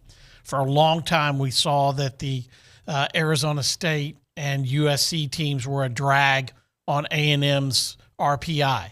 They started playing better baseball the second half of the year and, moved up in the standings in the Pac-12 and were similar to what they would normally be conference standing-wise. So, but UCLA wasn't as good this year. USC was still in the doldrums. Stanford was down. Arizona State was middle of the pack. Who A&M beat twice. Oregon didn't have to play. And then you have Arizona, who did not have a good regional. So, I look at SEC competition and battle hardened against that. Up until this point in time, A&M has had the advantage playing against a tougher schedule. West Coast overseeding. When's the Arizona game this weekend? Not playing. Yeah. Thoughts on that? A&M. This what didn't scare me about the regional is the same thing that doesn't scare me about the super regional, is that A&M has played significantly better ball clubs than the one they're going to see this weekend. They played significantly better ball clubs than any of the three that were here last weekend.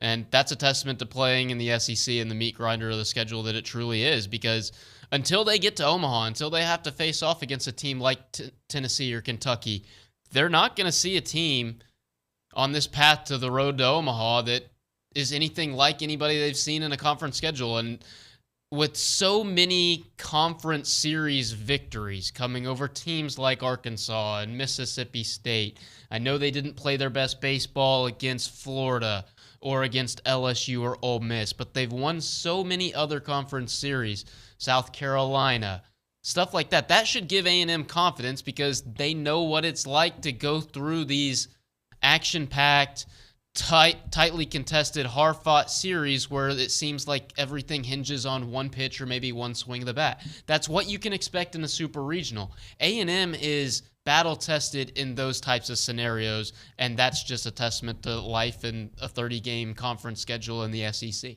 Talked about it. I talked about it for the last 2 weeks. A&M has played 9 innings of subpar baseball this year, and that was a 10-2 loss to Ole Miss. 9 innings, not a few innings, not having struggles in one part of their game.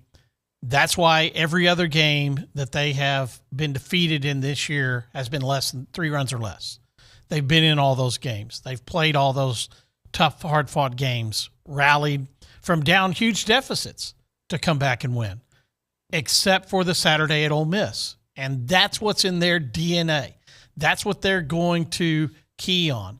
I thought Brauninger had a great point when he's talking to Schloss about, hey, when you're the visiting team on your home field against Texas, you have no room for error. Okay? There is zero margin for error when you're playing the 1-0 game where both teams are undefeated, and they went out there inning after inning, never let Texas extend the lead. Came back and tied it when it got to zeros. They followed and put zeros in the bottom half of all those innings. A&M is battle-tested. I don't know Oregon like I know A&M, but you don't get to this point in time unless you've shown the exact same thing. In Game 2 this last week, they trailed or tied until the end of the ball game. I think it was 1-0 Santa Barbara. Let's see here. It was... no, that's Game 3. There's a 2-1 game. Okay, yes. Oregon scored in the 7th, in the 8th, and then held off in the 9th when Santa Barbara had the tying run on base to win. Or that was Game 2. So you look at that, and Oregon has shown it. You don't get to this point unless you are a weird 4 seed where you didn't get to Super Regionals by believing and having things that you can look back on, and they will look back at going on the road and winning the Santa Barbara Regional and not really care about what they did in the conference tournament, and they'll go back and say, hey, and in the last month of the season, we won series after series. We're prepared for this, and I think that's what, at this point in time, Coach last week said, I don't want to play a team that was hot at the end or one that, had their backs against the wall, or even a combination of those. Well, when you get to Super Regional, everybody is kind of hot. Otherwise, they wouldn't have won a regional to show up at your place.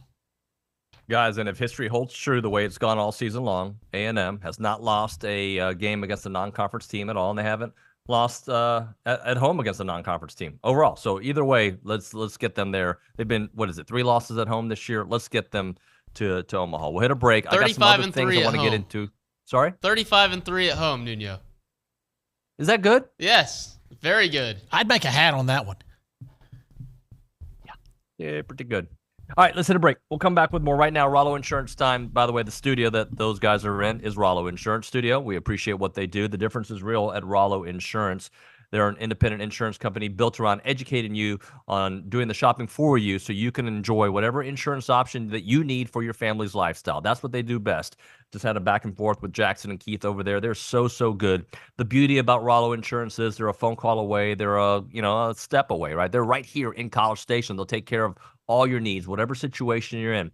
I've got boys about to be 16, so we need to find them insurance. They've already started looking for us and putting us in the right situation for when they do get their license here in a couple of weeks. That's the beauty of Rollo Insurance. You can touch them, you can see them. They're all around, and they are so super local. But they also are all around the state of Texas. 53 offices in the great state of Texas, and you can find them across the country as well. The headquarters is on Highway 6 right here in College Station. Call them up, 888-44-ROLLO, or go to rolloinsurance.com. That's 888-44-ROLLO, or go to rolloinsurance.com.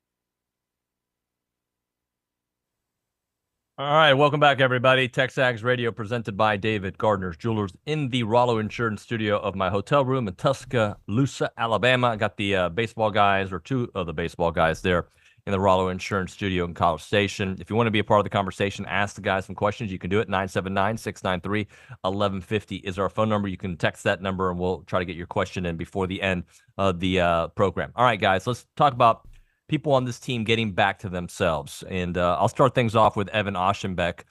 Richard, why don't you give us some thoughts, because there was a little kind of a period towards the end of the season that he wasn't completely himself. He's completely himself again. No, he's just been awesome the entire year. I have not had one single concern about Evan Oschenbeck all year long. I love that Olin Buchanan calls him Evan Awesomebeck. What we saw from him on Saturday night is pretty much exactly what you expected from him. 4 2/3, no hit, scoreless baseball. Every single time he needed to throw up a 0 to keep the game moving against the Texas Longhorns, he did it, earned a victory on the biggest stage in what was one of that ballpark's biggest nights of all time. And to be completely honest with you, I don't think there's much of a competition for the Stopper of the Year award. You saw this week he was named one of 10 finalists. Looking at the numbers, it's his award to win, and if they don't give it to him, that would be highway robbery. That would be larceny, grand larceny. So Evan Aschenbeck is exactly who we've thought he was all year long. I mean, when did he have the blip? When he gave up 1 run, 2 runs in a outing here and there? Oh no. Yeah. He's not perfect. He's a human being. He's allowed to make mistakes. He is exactly who you want on the mound with the game on the line, needing 3 outs to get to Omaha, and I hope he gets that opportunity this weekend, excuse me. I voted 4 guys All-American for A&M this year. Aschenbeck, Prager, Montgomery and Lavalette. No love for the National Freshman of the Year? I voted him National Freshman of the Year and Freshman All-American. Perfect. But Aschenbeck pitches like he's in a rocking chair. He pitches like he has a 10-run lead. He's so cool, man. Even though he is in a pressure-packed situation. So cool. And there are guys that need that ramp up at all levels. When the game's on the line, I'm going to pitch it at my premium. That's why in the majors, when a closer comes in and he hadn't thrown in a week and they just need to get him some innings, it's not the same. This is a guy that's kept it the same. And I think that, his ability to lock down at any point in time, whether the save starts in the 6th inning or with 2 outs in the 9th inning, he's getting the job done. So he has done everything he was supposed to do. Now, Braden Montgomery has done the exact same thing all year long, except for a 4-week stretch where, you hear Coach talk about it all the time. I want to know what your level is going to be 80% of the time. Because 60% of the time you're going to be just yourself, 20% of the time you're going to be spectacular, and 20% of the time you're not going to be what your best version of yourself. And we have gotten to expect those 4 All-American guys to play at a level that's All-American every time they cross the line. And we're so spoiled. And I think this weekend with Ryan Prager pitching at home in Game 1, I looked at the numbers before his start against Texas. There's like microscopic DRAs, like 1.5 at home. Yeah, that's incredible. I don't know if he expects to leave the mound at any point in time. Not only that 2 runs have scored against him, or that the possibility of another run will score against him because of who I'm handing the ball to. And his mindset and the way he goes about his business is the exact same as Evan Aschenbeck's. He comes in here, he does an interview with Brawny, both of them. Cool as a cucumber. Same guy. Highly intelligent, well-spoken individuals. And who they are in here is the same guy they are on the mound. They don't seem to ever be rattled. And I think that's why Coach says that when they're on the mound, my blood pressure is not up because of the trust he has in those guys. Now, I think is important a wild card, and one of the reasons why you had Matt Deggs say as much positive he did about Chris Cortez is he's taking it to the next level. And I think that his performance, when you have 2 guys that can eat up innings like Cortez and Aschenbeck can do, gives you an opportunity to have a weekend where you throw 4 guys and pitch 2 games and throw 4 guys. You really can't do more than that because I look at those numbers right there and they're not indicative of how he has been, since the middle of probably March.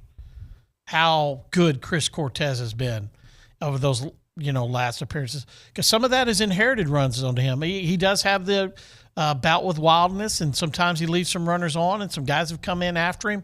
But right now he is locked in at a level that, there's a reason why Matt Deggs said that's a big league guy. We just saw a big league guy. And I've seen him when he was on the coaching staff here. And the guys that he said were going to be big league guys off the coaching staff, off the team when he was here, turned out to be big league guys or had a big league pitch. Travis Starling wasn't going to be a big leaguer because physically and all that kind of stuff coming from Yoakum, all right? But his knuckle curve was a big league pitch to get guys out. And he would walk out of inner squads, and his teammates would be shaking his head, and I'd hear Matt Dad say, it's a big league pitch, man. You ain't going to see that unless you make the big, so you better start practicing it here today. And Cortez has 2 of them with that little sinker fastball at 100 miles an hour and the Bugs Bunny slider that just had Louisiana Raging Cajuns shaking their head all night. Back to you, Poppy. Well, let's kind of go a little bit deeper there because Max Weiner, right? Like we've given him props all season long, but I think Chris Cortez is that example because we've all known what the potential was, right? And we kept on saying, man, if Chris could just be a little bit more consistent. And what have we gotten this year? Consistency. And you can look at Ryan Brauninger that we didn't get to see that much from last year, but his growth, right? So just talk a little bit about the job Max has done from actually fine-tuning some of the little things, Scotty. So, can I start off? Yes, go right ahead. Last time we saw Ryan Brauninger before this year was in the second loss to Oklahoma in Omaha. Missed the entire next year with Tommy John surgery, comes back this year, and is an all-SEC second-team selection, and in my mind, an All-American. That's incredible. Now, you expect guys to improve year over year as they get older in the program, but how much of that impact is from Max Weiner? Probably a heck of a lot, considering Brauninger wasn't allowed to throw for a while under Nate Yeskes last year. But Chris Cortez and the jump he has made is just so impressive, and that's where I think Max can really hang his hat on what he's been able to develop in 1 year with a guy, because Chris Cortez was a guy that you wanted to see him in the rotation, but they used him a lot as a reliever. He's got the stuff. About the elite fastball, but he's so wild. At times he's effectively wild, and at times he can't even find the strike zone. Now he's got 2 put-away pitches, 2 big league pitches, as Scotty just said, and he's hitting the strike zone with regularity. Like he is now a complete pitcher, and I know there were a lot of people that in April and then into May that were really pining for him to be in the rotation. No, this guy is as big of a bullpen weapon as anybody has anywhere in the country, and I'm talking about all 300 clubs, not just the 16 remaining. And Jim Schlossnagle and Max Weiner have the luxury of having him and Evan Aschenbeck, like you said, to use out of the bullpen in a best-of-3 series with a chance to get to Omaha. Chris Cortez absolutely deserves some All-American recognition. I think he's going to see a lot of whatever postseason accolades don't come his way are going to end up coming his way in July when the MLB draft rolls around. And it truly is a testament to Chris's ability to stick here and work with the new pitching coach that came in, and Max for being able to deliver those messages and being able to mold him into what he is today. I watch a lot of American League West baseball, and I watch because Bryce Miller is on Seattle. I paid, and they're playing. And I believe he starts today, and so I pay attention to his progress.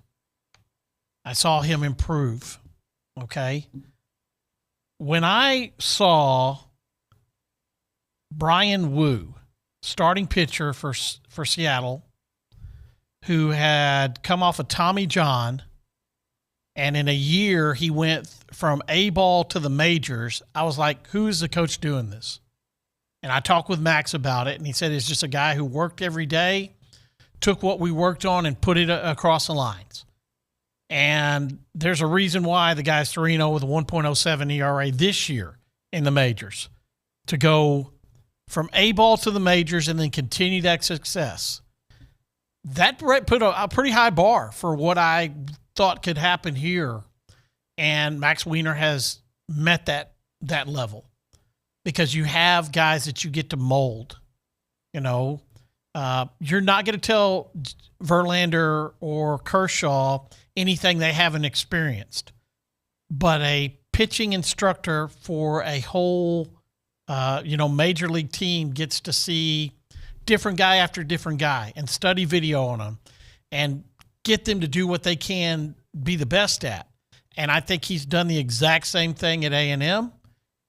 and he can, the sky's the limit on the pitching staff. Got to hit a break here. We'll come back with one short segment coming back here on TexAgs Radio, presented by David Gardner's Jewelers.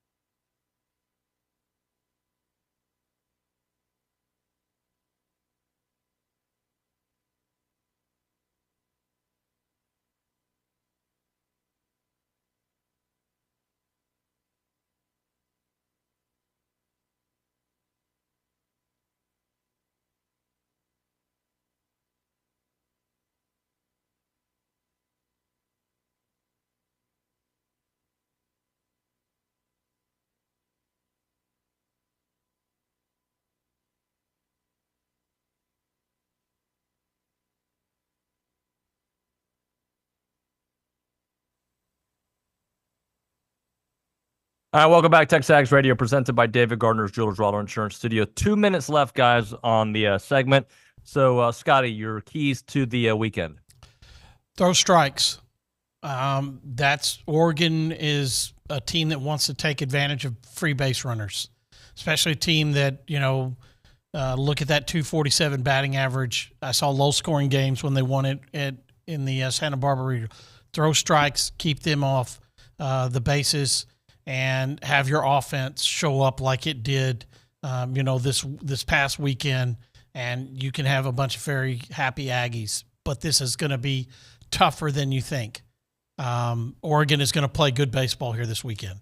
I'll go with Evan Ashenbeck. I want to see him pitch Saturday afternoon, get a win there, knockout game number 1, and that will make me feel a heck of a lot better because A&M will be in the driver's seat after taking game 1, and then I know that if I have to play game 3 on Monday, Evan Ashenbeck's going to be available at the back of the bullpen to get me those 3 outs to get to Omaha. Do Tanner Jones and Justin Lampkin play a role this weekend, guys? I think Tanner Jones is an X factor. I've said this for weeks now. I think he's going to get some key outs on your path to Omaha or in Omaha. So I don't know if it's this weekend. I think it's all dependent on what happens in the first 2 games of the weekend. But if you get to Monday, absolutely Tanner Jones and Justin Lampkin will factor into this series. I feel the same way about Lampkin as he does about Jones. They have roles to play this year to go win as many games as you can. Did I say Jones? I've been on the Justin Lampkin train. Oh, okay. Yeah, okay. But Tanner Jones as well. He's gonna out of the bullpen. He's been effective as well. So he's gonna have to get you some key outs if you're gonna have to win a national championship too. Guys, I appreciate you very much. Thank you. Thanks, David. Thank you. All right, when we come back here on TexAgs Radio, I think we'll have Billy Liucci, hopefully in studio. We'll talk to Billy here momentarily. We'll get his thoughts on the weekend ahead here in the Super Regional. Plus, of course, we will chit-chat some football things as well. You're listening to TexAgs Radio, presented by David Gardner's Jewelers in the Rollo Insurance Studio. We'll be back in a moment.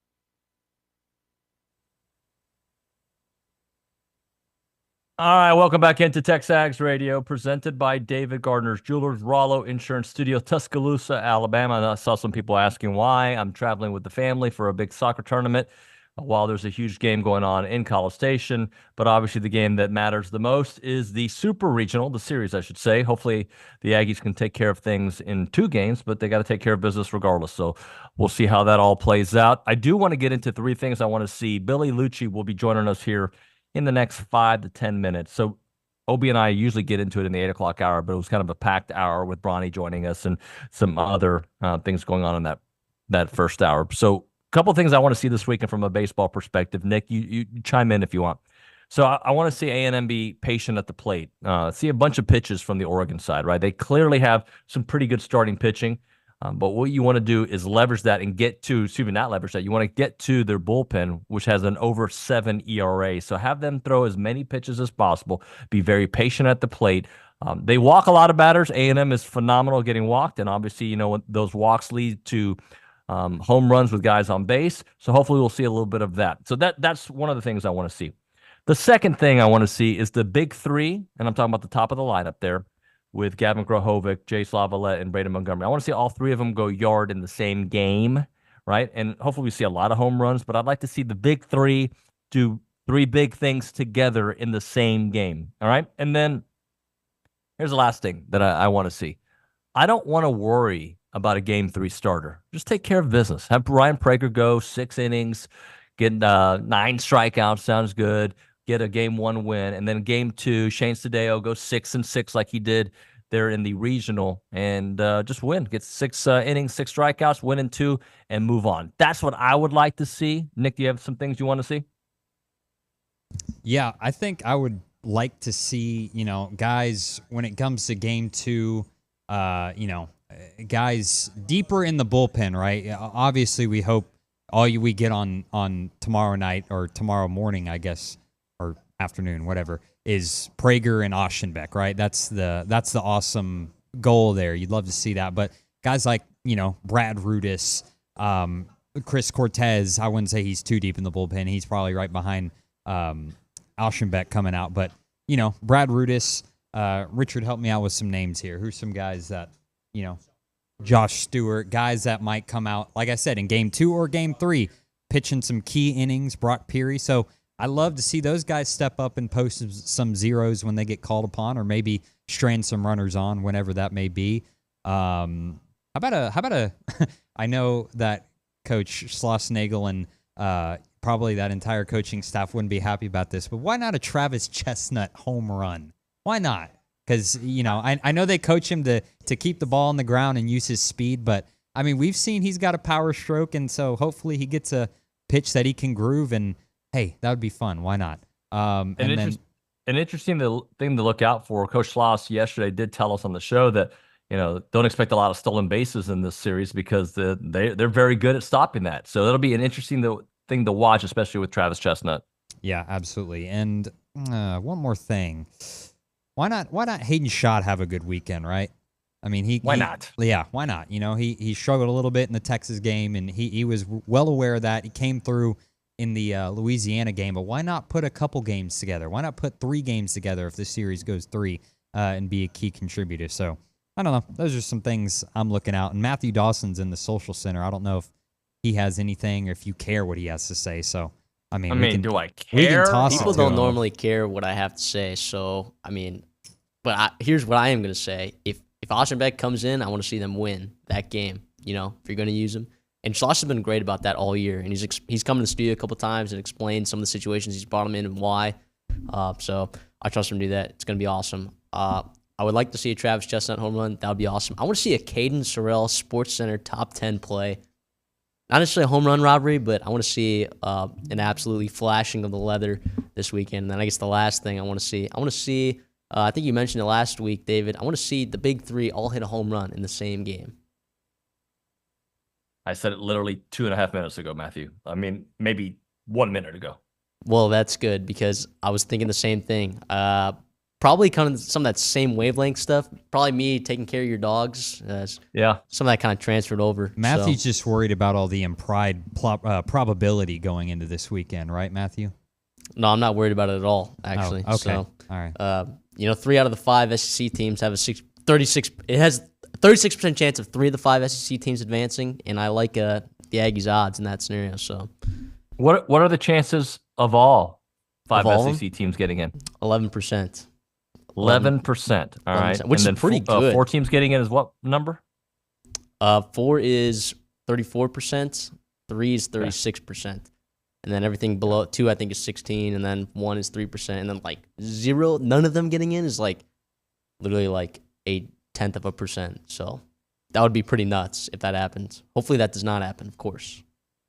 I know you've prepared for us a little around the SEC storyline. So what do you have for us, young Matthew? Well, let's just keep talking about baseball. I guess the Golden Spikes Award, on Wednesday, they announced the finalists. So Charlie Condon and Hagen Smith, 2 of the 3 finalists. Those are some SEC boys.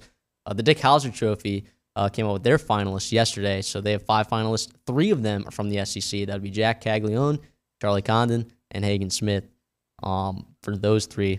And then also, if you want to look at track and field, I know we mentioned earlier for Texas A&M's success, but in terms of the SEC as a whole, you had 3 SEC athletes that won individual national championship trophies in their event. So that'd be from the javelin, the pole vault, and the shot put already. And you got 2 days left to go. The finals for 14 events today, and I believe another 14 events tomorrow. Could be wrong about that. But then also the tennis academic All-American team came out as well. On the men's side, Alabama's Zach Foster and Ole Miss's Lucas Engelhardt were honored. And then you also had 2 women as well, Sarah Hamner and Georgia's Dashna Vidmanova. Sorry, apologize for that pronunciation. Vidmanova. So, yeah, so you get 4 SEC players on the academic All-American, so that's pretty good. No Aggies, unfortunately, but I know that they're keeping their heads in the books, so I'm not worried about that at all. And that's what we got for the SEC. Awesome. Appreciate that. All right. If you want to be part of the conversation this morning, you can do that, as I've mentioned, multiple ways. 979-693-1150 is our phone number. And it looks like, I think we're going to have Billy on Zoom here in a moment. So I guess what I'll do is, do we have a text to go to as we kind of tap dance for a second? If not, I'll start a topic. Matthew. Sure. Yeah, we can go to a text. How about we go to a text from Nicholas Redding? He said, got my ticket. Can't wait. It'll be my first game at Blue Bell. So that's fantastic. Do we think Oregon is going to travel this weekend? This is my thought. We got some first-time Aggies in this ballpark. Are we going to see some Oregon green in this ballpark at all, do you think? All right. I've been told to stop tap dancing. Let's go to Billy Liucci there on the hotline. Billy, good morning, buddy. Easy there, Gregory Hines. White Knights, one of the best movies I ever saw as a kid. How about that? I would not have known the name of that movie. I did not like it, and nor was I a Gregory Hines fan. What was a good movie? Baryshnikov? Come on, man. Yeah, I'm not a big Baryshnikov guy. I'm more of a what's the famous gymnast from Russia before Mary Lou Retton? Komaninski or something. By the way, Nadia Comaneci, big Nadia guy. Hey, so here's the thing about White Knights. That was at the peak of the Cold War of the 80s, and that came out around, if not the same weekend, within the same few weeks, and I'm totally guessing here, of Rocky IV. So that just shows you how much knowledge I have when it comes to Russian movie history. Pretty fascinating. Even though Rocky IV is not a Russian movie history. What's up? Where are you? I am in Tuscaloosa, Alabama. Oh, wow. Go do some advanced scouting for us for 2028 or whenever the next time we play them it's going to be. Yeah, well, as you can imagine, there are Kalen DeBoer posters everywhere and Alabama flags here as we work our way to Atlanta, Georgia. And I was wearing my A&M baseball shirt when I walked in here. I was proud of it, buddy. Is Alabama the most slept-on team in college football this year?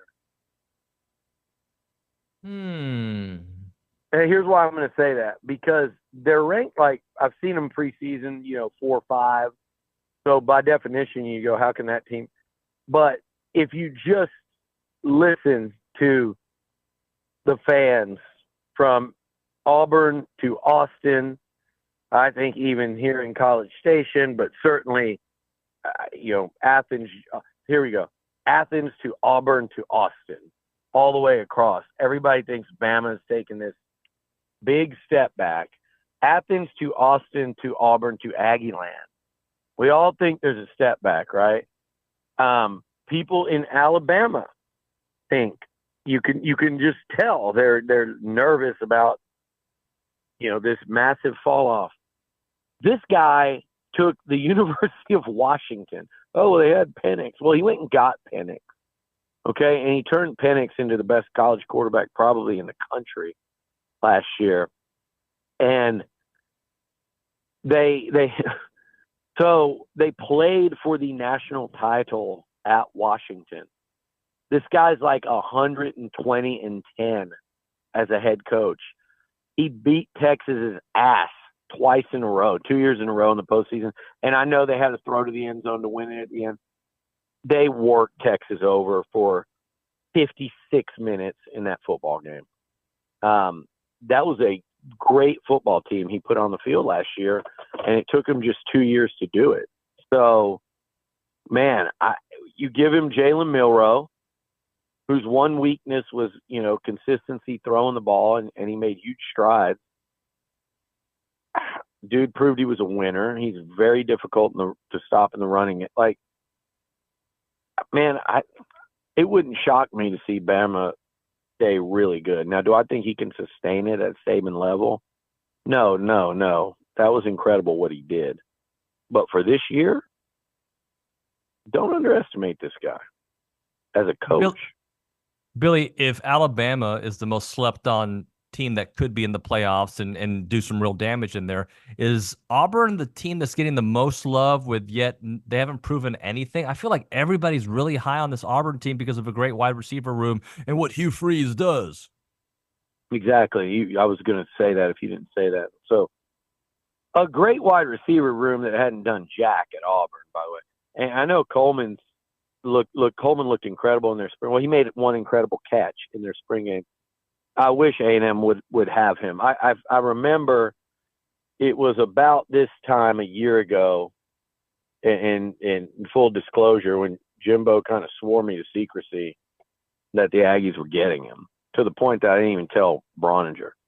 They were getting Coleman, and then they got him on the 4th of July, right when I was at a wedding in Telluride, literally walking through the mountain town up there, and it breaks, because by then I had told, like the day before, I sprung it on poor Bronny and Zane and said, sorry, couldn't tell you. This is it's like the Chavis hire or the Elko hire when they were at the epitome of secrecy, where I just keep them to myself till the bitter end. And I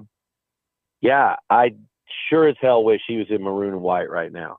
I'm sure Elko and company do too. Colin Klein, like, this dude's elite.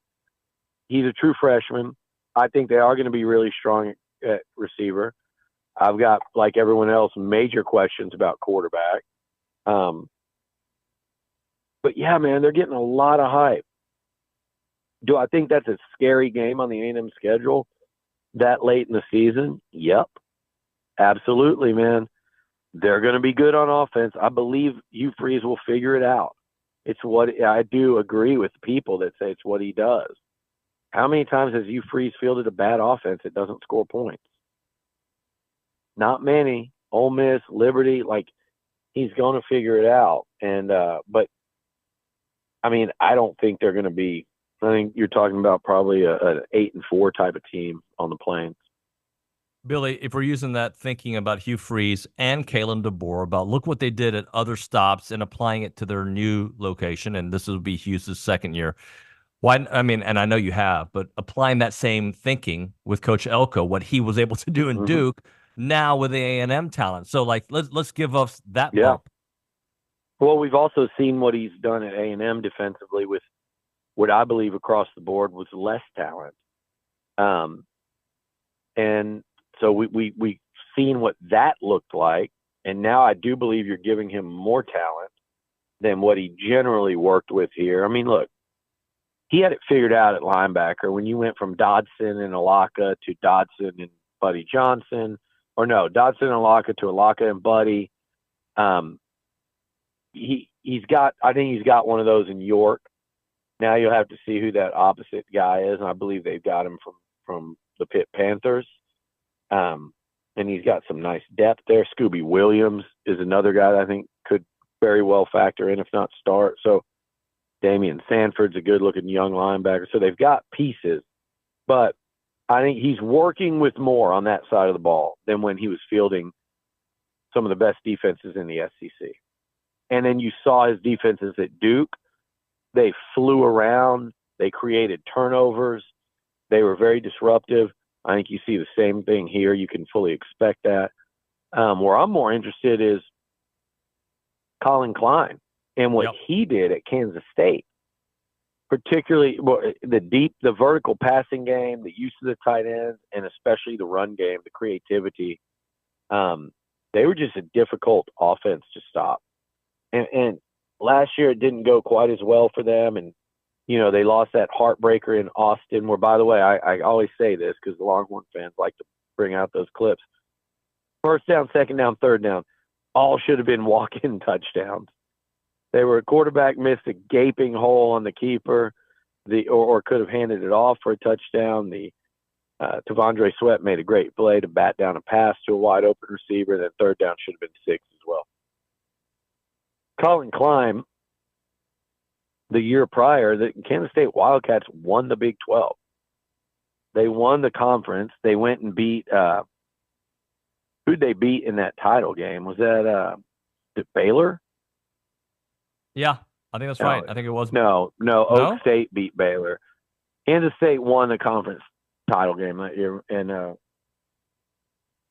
don't know who they beat, but they were Big 12 champs. Okay, somebody looked that up for us. It may have been OU, but TCU. Yeah, K-State.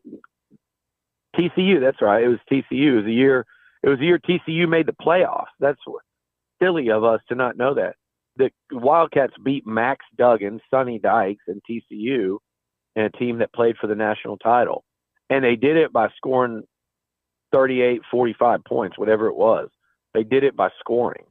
So, yeah, how does that translate when you give Colin Klein, Connor Wigman, and the running back stable he's got? I think the question mark, as we keep saying, it's wide receiver. And there's good and bad to that, because we've seen the plays those top 3 guys are capable of making.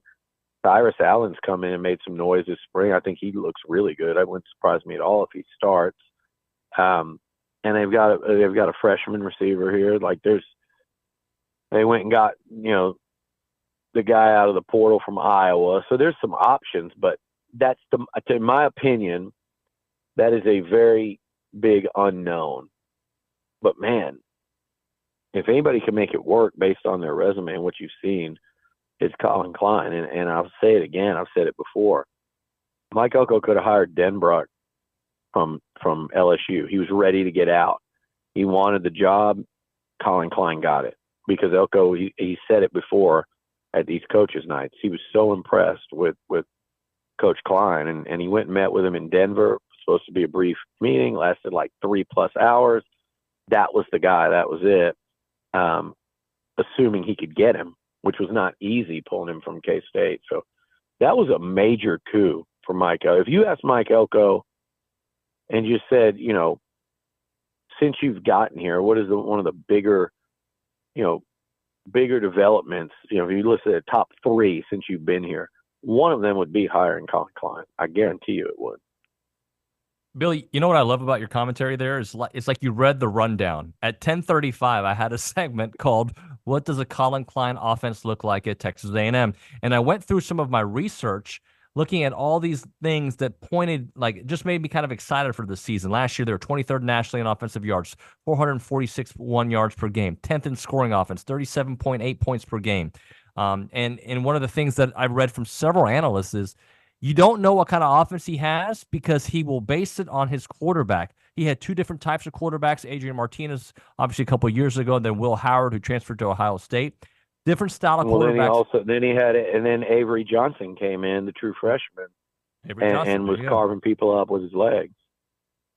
So that's what I'm saying. I guess it's like we know what Connor's really good at, and it'll be interesting to see how he kind of finds what will make Connor Wigman a different quarterback in the SEC this year. Yeah, it's going to be fun. I think, David, everybody, and I talked to somebody this weekend in the program, and that is something interesting to say, too. So everybody was so worried, the beginning of spring, Connor's foot. And, we saw him through the whole offseason come in here. We saw the progression from scooter to boot to no boot and could barely walk on it and just got better and better and better. And there was a point where I know people up here in the office were like, is he even going to practice? That's the plan. And he started practicing. And I'm telling you, if anyone that was out there from beginning to end, if you saw him from practice 1 to practice 8 to practice to the spring game, it was night and day. And the point that was made to me, I think it's a great one, is I kept saying, man, I think it's really smart for Elko to have him out there.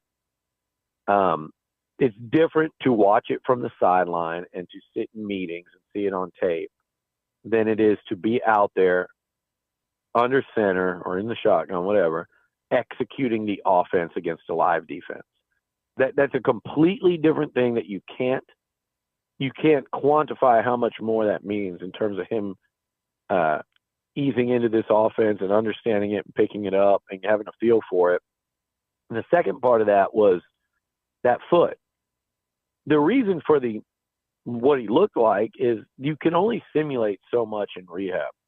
At some point, you got to start making certain cuts on that and strengthening all those little muscles that only come by being an athlete. They don't come through structured, stringent rehab. And I know that there's crossover there. I understand it's not like there are some athletic things being done and attempted, but when you're out there doing it live at full speed, even though he's not running down the field, just planting, cutting, avoiding pressure, running around, that brought him light years. And then the final thing that was pointed out to me, that's interesting too, is if that's QB1, what value do you place on him being out there every practice, 15 practices, versus sitting on the sideline without pads on for the whole spring? For the team, for what that means for him and the team. And then also just the fact of, hey man, like Connor's going to get tougher because of it, and the team's going to respect him more watching him run around and fight through healing up, but not missing practices. And that's your QB. So I think that whole move was brilliant. Like I said at the beginning of spring, they weren't going to put him out there if he was at any risk of a reoccurring injury. And then once they felt that wasn't the case, time for him to go. One of the lines, and we had to hit a break here, but that I was reading in this article about Colin Klein says his offense was number 1 in the red zone this past season for good reason. So just something to look at as football gets closer. All right, we got a lot of baseball to get into. I got some other football topics to get into here with Billy. We'll hit a break here. We'll come back with more. But let's talk Costa Vida right now. So in addition to being at Olson, you know that Costa Vida's at Olson there on the third base side, but they're also going to be at the All-American Club at Kyle Field for the big soccer game between Mexico and Brazil. And their menu there for the soccer game is going to be sweet pork and chili lime chicken, nachos and chips and queso. You can get that there when you go to the All-American Club there at Kyle Field. And obviously, you know Costa Vida, they're there on the third base side. And their menu there when you go to Olson Field is chili lime chicken, sweet pork burritos. They've got the sweet pork baja bowls, the chips, the queso, the key lime pie. And obviously, if you go to the in-store location in South College Station, you can get the home run combo, which is a favorite of Jace Lavalette. And, of course, number 12, Ryan Targach. That home run combo is an entree with sweet pork enchiladas, smothered in house-made queso, rice and beans, and a large drink, all for $11.99. Costa Vida is the place to go to get fresh Mex. My kids love going there. They love the quesadillas there. They love the chips and queso, you name it. And you go there, you can get yourself a tortilla soup and just have a good time with breakfast taco in the morning, get your coffee on, get your meeting on there at Costa Vida. Their address is 4501 Mills Park Circle in College Station. Again, 4501 Mills Park Circle in South College Station. Go say hi to Holly. She's an Aggie. She runs it. She's the best. It's Costa Vida.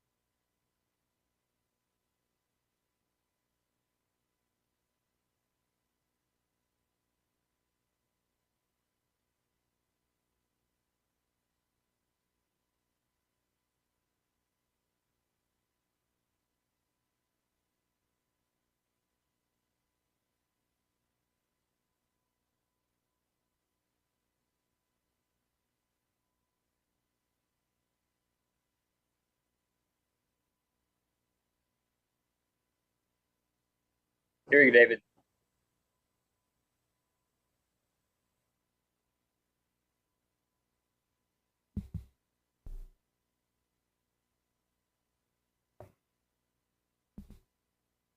For you, the Blue Heaven song, the Blue Hoodie on, but you missed it because I hadn't gotten on the air yet. I was just doing a fake show here by myself in my hotel room in Tuscaloosa, Alabama. TexAgs Radio, presented by David Gardner's Jewelers Rollo Insurance Studio. Billy's in studio. I'm on the road. Hello, Billy, again. Hi, David. Hello. We don't need to do the intros again. I feel like this is a start of the segment because we're face-to-face, technically, but we've already done the pleasantries.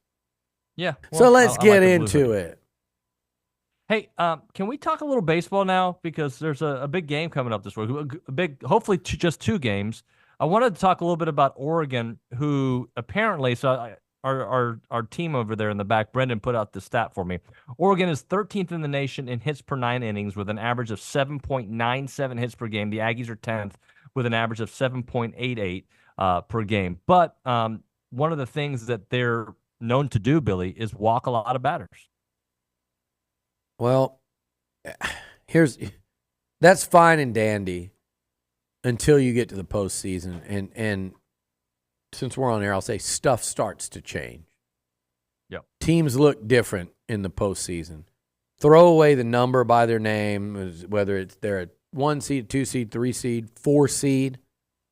Like we've seen teams like Fresno State and Coastal Carolina not only make it to Omaha but win it. Arizona, I think, when they won it one of those years, was a heavy underdog.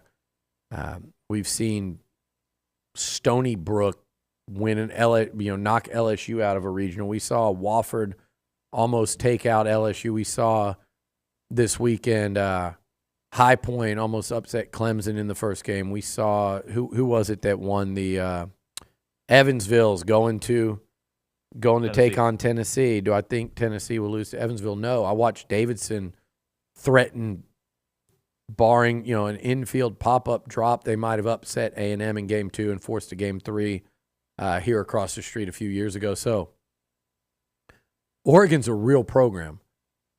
I'm not sure, and I didn't do enough studying of that regional to really dig into UCSB, and I know they were more of a traditional, what we would call like West Coast team, maybe more so like Fullerton was last year when the Aggies handled them in that Stanford regional. This team is built more like, and they're not Stanford. I mean, Stanford had Braden. They had that third baseman that was like the Pac-12 player. Stanford. They had been to Omaha. I think that was 2 years in a row. They have a whole history of going there dating back before like John Elway and Kyle Peterson, way before KP.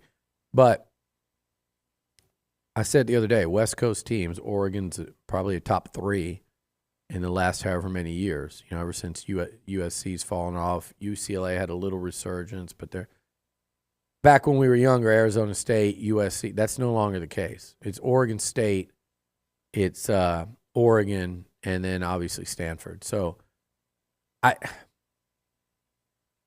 this team was one. I forget exactly how that Oral Roberts thing went, but let's call it one game. You might call it one inning, one blown lead away from Omaha last year. They hosted a Super. They're a tough program year in and year out. So at this time of year, okay, they walk a lot of people during the regular season. I would be more into, and I don't know the answer, how many people did they walk in their regional? How many people did they walk in the Pac-12 tournament? Like, give me those two things, and maybe if they played an important end-of-season series, maybe they play against Oregon State in their last series. I don't know. But give me those numbers to give me a better idea how they're pitching right now. Because take, for example, A&M last year, right, David? A&M last year, whatever their pitching numbers said, I would have said, yeah, you might want to look at how they pitched in Hoover when they one-hit Tennessee, and then I think in 3 games or something, it was something crazy, like 3 runs in 3 games. They pitched their asses off in Hoover, and then they went up to that regional, and they pitched really well against Fullerton, and then they pitched well enough to win Game 1 against Stanford, who was a top 8 national seed. So that was a completely different pitching staff than the one we saw struggle damn near the whole season. So I don't think it really to look at season stats at this point. Some are probably accurate, some can be misleading. I don't know about the walks, but I do know this. I know the guy that pitched for Texas the other night had a 6-something ERA and basically was out of there.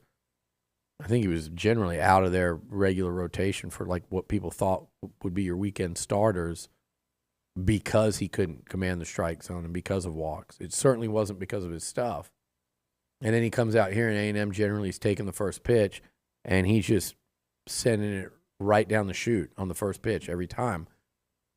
And was still wild, but he was getting ahead in counts, which he hadn't done pretty much most of the year. So those numbers don't mean a lot to me this time of year. It's to me, David, it's about how's A&M going to play. The Aggies on their A game, on the mound, in the field, at the plate, dialed in, like they looked on Sunday against ULL. That team can be playing Tennessee 2 weeks from now for a national championship. That team can not only get through this weekend, that team can get through. I don't care if it's an all SEC side, if it's Kentucky, Georgia, Florida. We know how tough that would be. That team is capable of doing it. And it's, again, not guaranteed, but those Aggies are really tough to beat. And if they can keep that momentum going this weekend, it doesn't matter, if Oregon's walking a lot of people or not. But the Ducks are going to try to take it to A&M and take them out of that game, especially mentally, by putting some pressure on them. Let's do this, Billy. Let's do some keys to the series when we come back on the other side. I got a couple other football things to hit. Right now, we hit a break. We're talking Heritage Films. That is Chance McClain's company. They make documentary films about families. They do it for family businesses, family ranches. They do it all. Chance is the best when it comes to storytelling. He's been doing it for a long time, from his Broadway musicals to starting a radio station in Houston to all the movies he's made, and now obviously the Heritage Film, which we did for my dad. 2-hour documentary about him escaping Cuba, meeting my mom here in the States, starting this family, all the great stories that we've shared with my children over time. Now they got to watch it firsthand, and they get to share it with their children here when they have kids here, hopefully in a long, long time. We also did a Year Flicks with Chance, which is a 20-minute video. It's more of a Q&A, a benchmark video. We did that for Annalise when she was 12, kind of finding out what she's into at this point in her life, her favorite subject, her favorite activities. And we'll do a follow-up video here in a couple of years, and you can do follow-ups every couple of years and have yourself a little 4-part series when they get to A&M, when they get their Aggie ring, and maybe even when they get married. It's Heritage Films. The website is yourheritagefilm.com. The phone number, 713-893-8341, 713-893-8341 is Heritage Films.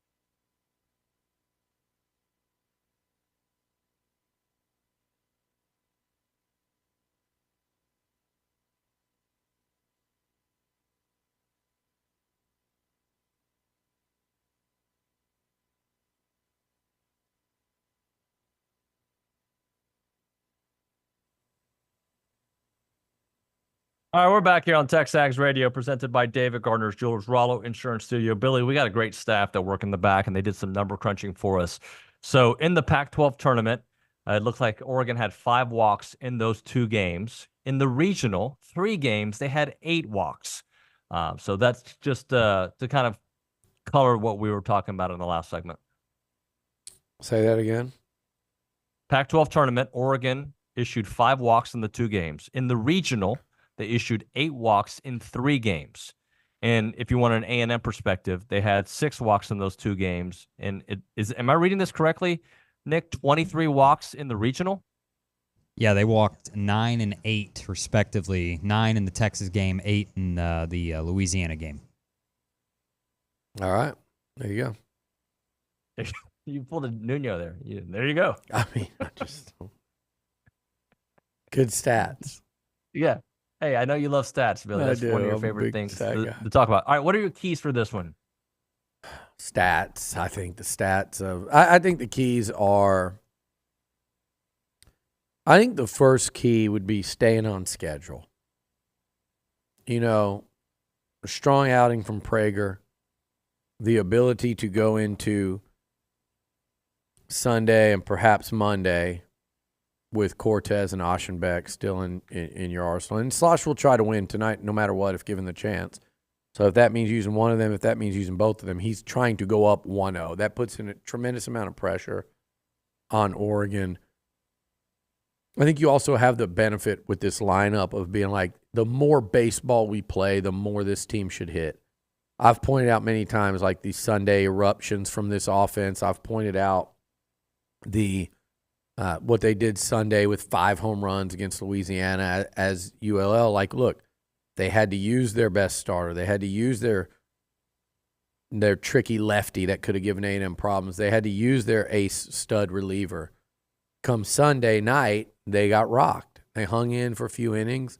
Then they got rocked by this lineup. So he does know that, hey, if it does go to a game 3, I like our chances. But staying on schedule. Prager, strong outing. If you have to use Aschenbeck, you know, it's for under 40 pitches to where you don't feel bad about him coming back, say, on a Monday if you need him. Preferably like a 2-inning outing from him at most. That would be optimal. So I think that's one of the keys there. If you come out of tomorrow with a W and a strong effort from Prager, man, you're looking really good if your bullpen's lined up the rest of the way. You're looking outstanding. I think the second thing, and along those lines too, it's Sadeo. You know, it's just innings from your starting pitchers. That to me is number one. Number two, continued presence in that bottom of the order, that bottom 3, whoever it is. You know, it was Caden Sorrell last weekend, coming up big against both Texas and Louisiana. You saw a home run by Camarillo. If he gets going, like continued presence in the bottom 3 of that order, I think is vitally important. And then, man, there's going to be a point the longer A&M plays, whether that happens this weekend, and I think they can get through this weekend without it. You'd love to see it. But like where 2 of those 3 in the top of your lineup go crazy. Out of Gavin, Jace, Braden, anytime 2 of those 3 go crazy, it's A&M's. I bet they've won damn near every time. When 2 of those 3 guys combine for home runs or they combine for 5 hits between them, I think maybe the only time you could probably look and see maybe they lost when that happened might be maybe that Florida game, like early, the first conference series. But when 2 of those 3 guys really get it going, it's lights out for the opposing team, because that probably means A&M scoring a bunch of runs. And if that's the case, then it's like I said, it's a nightmare. Yeah, I agree with that. That was one of the things that I was asking for was, and can you imagine a weekend where all 3 are like on the same page, like we've seen several It's different happened, times. yeah. And so it's coming. The more you play, right? Well, and here's the thing, Billy. If the A&M team that we saw this past weekend against Texas, against Louisiana, against Grambling, if that team, that version of the team shows up this weekend, do they move on? Yeah, I believe so. And I absolutely think so. And it won't be easy. Like I said, like this team throughout the SEC, for as many times as we've seen them flex their muscles, more often than not, they've had to win close games that hinge on one swing, one inning, one mistake by the opponent you capitalized on, one relief appearance. Like the series in these 2-1 series oftentimes has swung on that. So it's not like A&M just ran roughshod through the SEC. And this Oregon team is talented enough to be looked at as kind of an SEC team. Now, they're not a Tennessee or even though they're out of it, they're not an Arkansas. They're not, but that's an SEC caliber baseball team, just like Stanford was last year. Again, I don't think you'd have said that about UCSB. We didn't say that about Fullerton last year, but this team, I think you can say that about. So they're tough and they're coming in. That team you could drop them into the ACC or the SEC, and they'd be perfectly competitive. Would they be at the top? No, they'd be perfectly competitive. And A&M's played teams that are perfectly competitive in this league this year in best out of threes, where they've won it, like I said, by the narrowest of margins, or even lost it when you look at, like, I think LSU's better, but like LSU and Ole Miss. And then there's several of them, the South Carolinas, the Alabamas, the Georgias. I think Georgia's better, but South Carolina, Bama, Ole Miss, those are like those teams where they've won by the narrowest of margins to win the series anyway.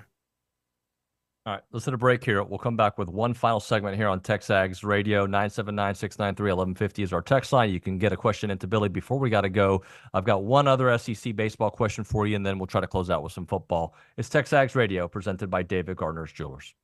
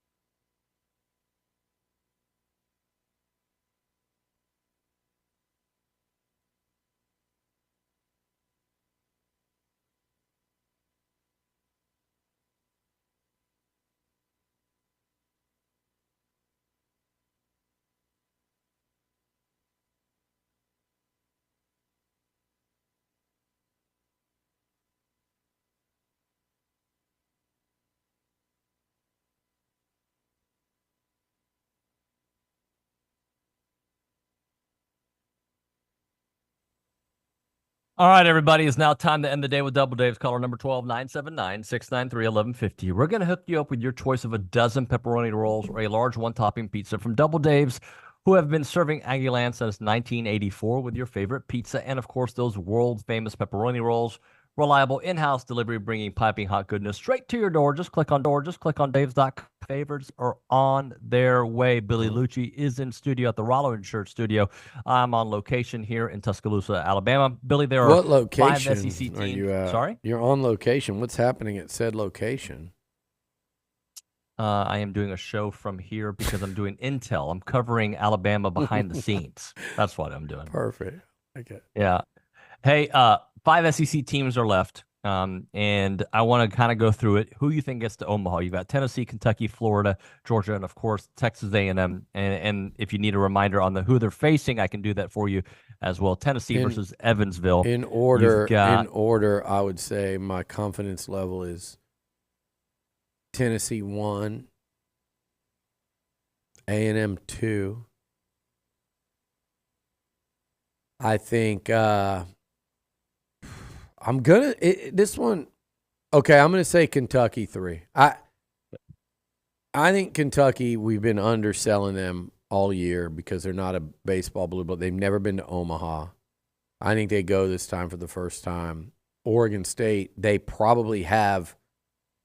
I think they've got the toughest draw of anyone in the supers with Oregon State, just because of how good they are perennially. And their pitching, it's usually led by pitching. So I'll go Kentucky 3.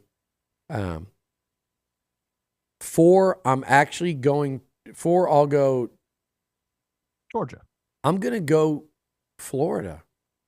I think Florida at their best is better than Clemson at their best. We just haven't seen Florida at their best enough, but they sure rallied up in Stillwater. And if they can carry that momentum into Clemson, I know this.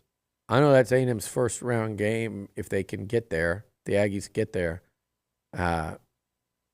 Would you rather take on? And Clemson's perfectly capable as a 6 overall seed. But would you risk facing Caglione? Face Caglione in that first game, pitching, and that Florida lineup. That is a tall task for a game 1 and to avoid the losers bracket immediately. So. I don't know, man. I don't know which I'd like to see there, but I think my 4th one will be Georgia-NC State. I think we're sleeping on NC State, and I think we're sleeping on the fact that Georgia didn't really cruise through that regional. They really didn't. They got all kinds. They got 7 different layers of hell from Army, and we're lucky to get out of that one in the 9th inning, if not, I think extras there.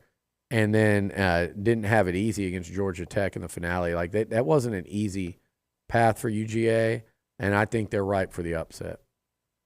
Would you guess 3 make it to Omaha, 4 make it to Omaha, 5, 2? What would be your guess? I'd put the over/under on 3-5, and I think 3 get there. 4 counting Tennessee. I think 4 get there. No, 3. I think 2 upsets, and hopefully the Aggies go out and handle their business. I think they will. I think this is going to be a fun series. There's a part of me that thinks it goes 3 games, but guess what?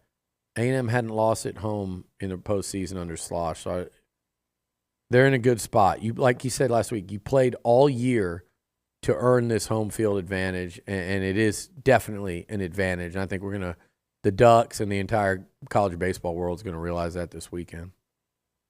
Billy, thank you very much, buddy. I'll talk to you on Monday. I'll talk to you this weekend, I'm sure. All right, buddy. Be safe. Later, man. All right, that's going to do it for TexAgs Radio. My thanks to Scott Clendenin, Richard Zane, Ryan Brauninger, Billy Liucci, of course, Olin Buchanan there in the first hour. And obviously keep it with TexAgs.com all weekend long, as we're going to bring you all the insight, all the analysis. They're going to be all over it. Hop's going to have stuff, Zane, Bronny, you name it. All right, that's going to do it for TexAgs Radio here on a Friday. We'll see you all weekend long and on Monday as well. We'll see you then.